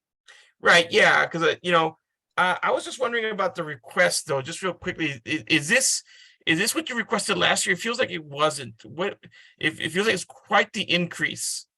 I just wanted to check in on that. So last year, I believe we received 40,000. Right, and this year you're asking for 100,000. Right, for two different programs. For each program, yeah. Right. So it's quite a jump in the increase, and I just want to kind of want to know why such a jump. Yeah, so there are a number of reasons. Lisa, do you want to take those, or did you want me to? Well, I'm happy to jump in on it, Motria, but I know, I mean, I'm sure you can help as well. You know, I'm sure you're hearing from every program with inflation, we are definitely facing much higher costs in general. Everything is costing more. Feeding our kids is costing more. I will say too, we received the sustainability ARPA funds. You know, incredibly thankful for that to get us coming out of COVID through that pandemic. But along with that, we, as you're again hearing from everybody, the workforce crisis is hitting very hard. And to get enough staff and to keep our staff consistent, we've done 3 rate increases for our staff in the last year.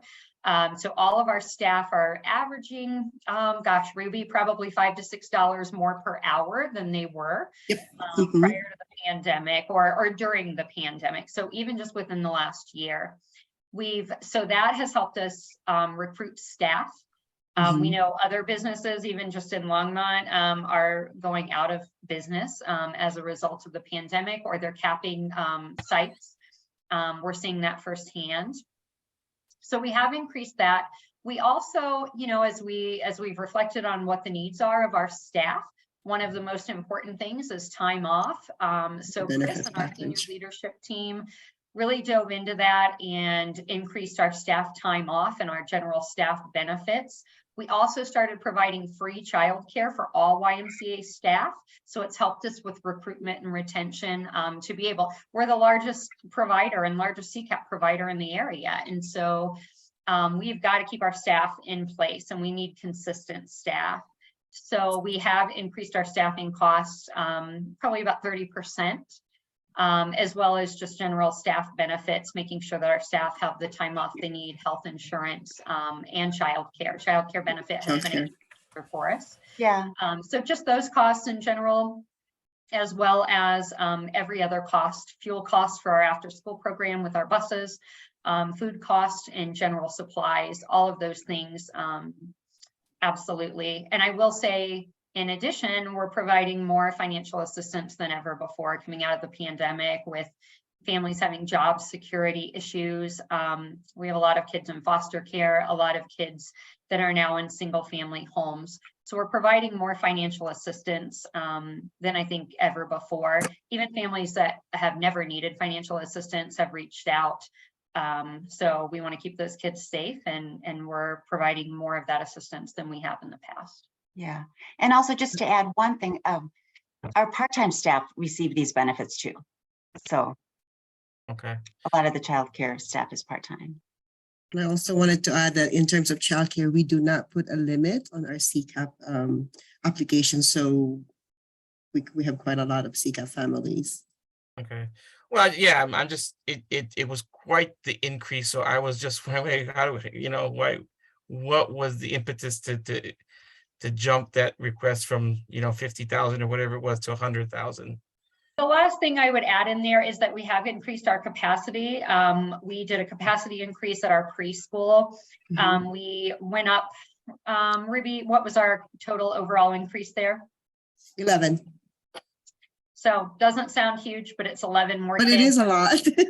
I mean, we have a lot of part-time children, probably about 20 kids overall, given the part-time schedules that we have can be served. We've also, in Longmont for our summer day camp, we did open up a satellite site at the University Church of Christ this summer that allowed us to take about 70 extra summer campers this year. Our Longmont site was waitlisted immediately before summer even started. And so adding that UCC site, we also have a contract with them that if we have our highest number, at least in my 6 years at the Y, we're at our highest number for after school at the Longmont site this year. And we're seeing that grow with other providers capping CCAP. We're currently waitlisted trying to get some more staff in there, but as soon as we can get staffing and busing to work out and all those things, we'll be bringing in even more kids. also, Lisa, just coming back from the pandemic, there's a lot of costs associated when we drop down to 30 kids and slowly we build it up to 80, the cost of operating just increased with that as well. Sure. Yep. Okay, no, and that's fine. I just wanted to ask because I hadn't seen that large of a bump from other agencies, so just wanted to make sure make sure it wasn't a typo because we have had some typos. Okay, do you have, so actually technically our time is up for the affordable and equitable childcare, but Catherine, do you have any other program questions before we move on to the school age? Just quickly, you mentioned adding for staff retention. Are you fully staffed at this point, or do you need more staff? We are still needing a couple more staff in our Longmont preschool. Yes. So actually, that brings up a question before we move on to the school age piece, because we've heard from multiple providers tonight, and so actually it brings up two questions for me. One is, has the lack of staffing led you to having to close, rooms or groups for the early child care and early childhood work? We have not. Okay. I will tell you, our YMCA, everybody jumps in. We put all of our EMT level, our executive management team staff through all of the required licensing training, background checks. We train them up so that they can jump in. So whether it's Chris, our CEO here, or our chief financial officer, whoever it may be within the Y, we train them all really well so that if we hit a COVID outbreak again, we're still being impacted by COVID. I don't know what you're hearing from other agencies, but absolutely, we have staff that are still out. Or we have staff like Dawn that just faced her own childcare crisis where her son's preschool closed with 0 notice. And so we're facing those kinds of things, but our staff can jump in. We always have backup staff. Ruby and I and Dawn are in ratio almost every single day, jumping in, driving buses, whatever we need to do to stay open. So we have not had to close at this point. We have had to limit and run some wait lists until we can get somebody through a background check so that we're in compliance. So those kinds of things, but we have not had to close through the entire pandemic, and since the pandemic, we've had We everything remained open. open. Okay. I think the other question before we jump is, because I've asked this question of other early childhood folks. You know, there's a lot of collaboration going on in the early childhood work right now, in particular in the city of Longmont. You know, Dr. Waters is, you know, part of a group, one of our city council members. And I'm just wondering what, you know, what type of role or, you know, the level of partnership that the YMCA is in that, in those efforts going on in Longmont and throughout the county, of course. I actually attend the Longmont Early Childhood Council meeting every month. And so that is a partnership between all the ECEs in the area. So that's a big deal. We get to find out, you know, who's really needing staff, the openings for each childcare. So that's a big one. We also partner with a bunch of, with like, for example, on committee in terms of our community programs.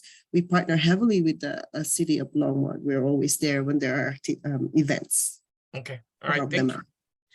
All right, so yeah, we we got about 10 minutes left. I love these conversations, learn so much. So we're gonna shift gears away from the early childhood and talk about your school age program now. And there'll probably be less questions as we've answered some of these agency level questions. You know, I do have a question for Chris after Catherine asked her question. My main question for the school age program was, how does the Hello Insight work to give you data about how your program is getting better for the cell component? Can you tell me about that? Dawn, do you want to jump in there, or would you like me to take that?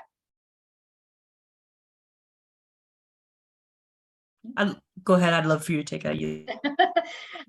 So the pop culture hero curriculum that we use for social emotional learning, we've been so fortunate to be a pilot in that program and to really, you know, be on the forefront of using that. The Hello Insights data comes back to us. It just kind of lets us know, it surveys not just the parents, but even our kids. And Dawn has brought a whole nother element to that outside of the Hello Insights, but really surveying our kids at all of our childcare sites on things that they need, what supports they need. They do daily check-ins, just temperature checks with our kids. We're seeing a lot of mental health needs, more than, again, 6 years with the Y and about 30 years in childcare. The mental health needs are pretty critical right now. So we do a lot of those temperature checks with our kids. So I think it's those daily check-ins as well.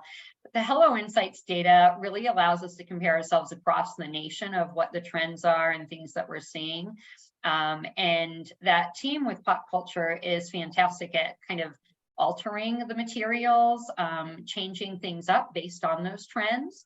Kind of giving us refreshers. They do a fantastic job training our staff. And then, you know, we take that data, we partner with mental health partners a lot. All of our staff receive mental health first aid training, and many receive some trauma-informed care training.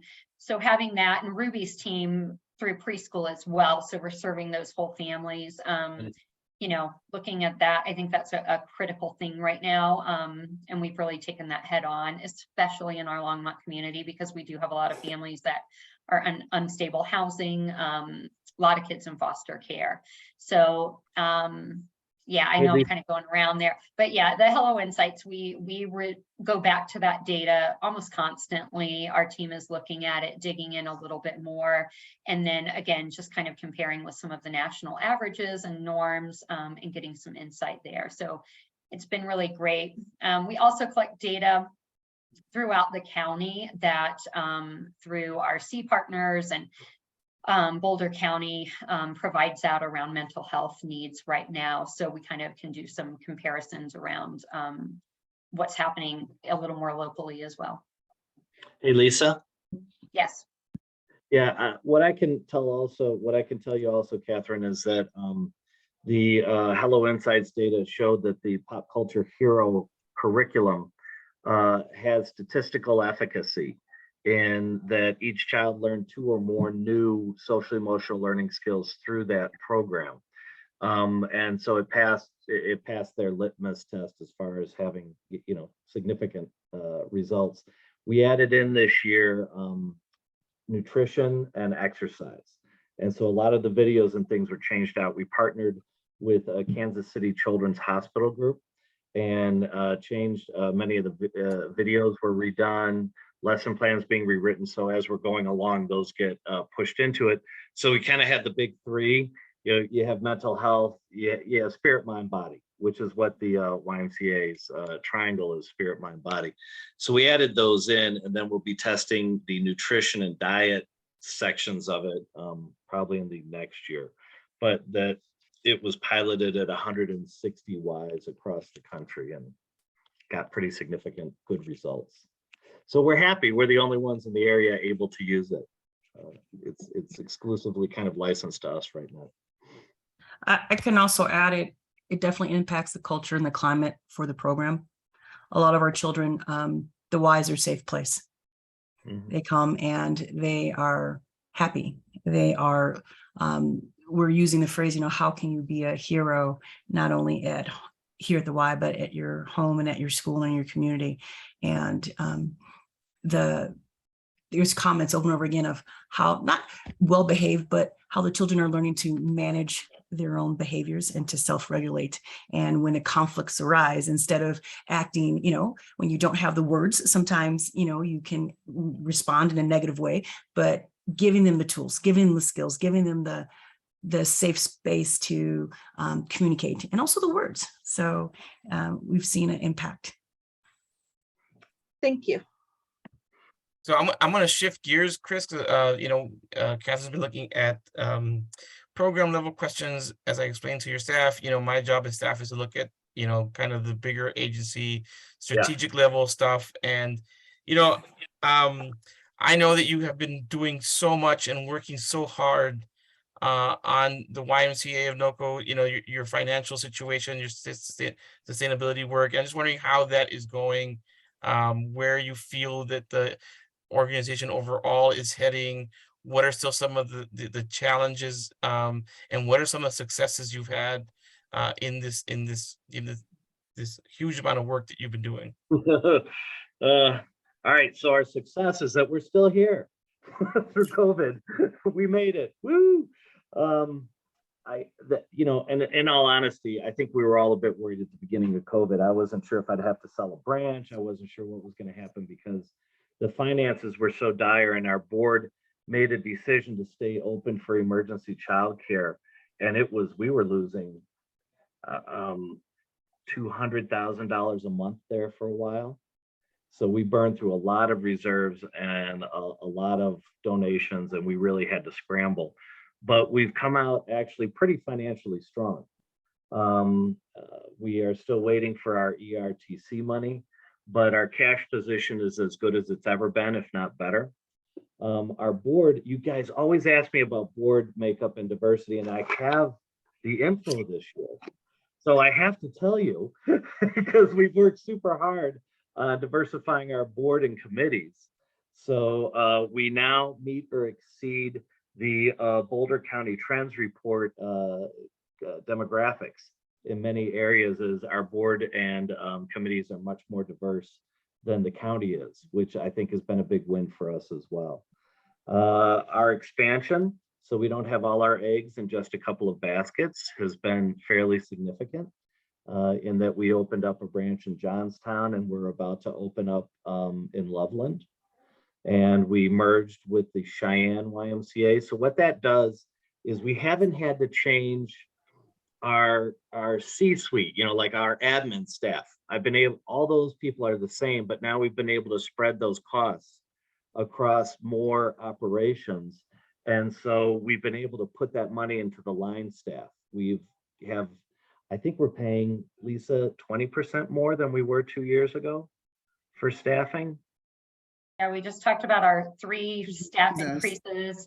The We also worst. ran through all the other staff benefits, but 20 to 30% in childcare. It's been dramatic, but it's what we found. It's the only way to stay open, and childcare is our primary responsibility. So we focus on that above and beyond all else. Okay, so we got about 2 minutes left. Catherine, any other questions on the school age program? I think that's mainly what I needed. Okay. All right, so I'll turn it over to you, Chris. Yeah, I'm so sorry I was late, you guys. I'd like to pretend like it was a link issue or something, but I was watching TV. I was like, oh my No God. worries. I'm in so much trouble. I go running to the office. So sorry. Yeah, no worries. So yeah, I'll give you guys the last word. Well, here's the last word that I would say is that we'll celebrate 148 years this year in Boulder County. And I think that we're always a safe bet because we will do whatever it takes to make sure we're here and serving children. So out of so many agencies that come knocking on your door, sometimes the YMCA is not seen as sexy or as new and exciting. But man, we're the steady eddies in the neighborhood, and we do come up with innovative stuff as evidenced by our Pop Culture Hero program and things like that. So that's my last word. All right, thank you all for being here tonight and answering our questions. Of course, we appreciate all that you do for the city of Longmont and its residents. And yeah, have a good rest of your night. Thank you. Thank you, guys. All right.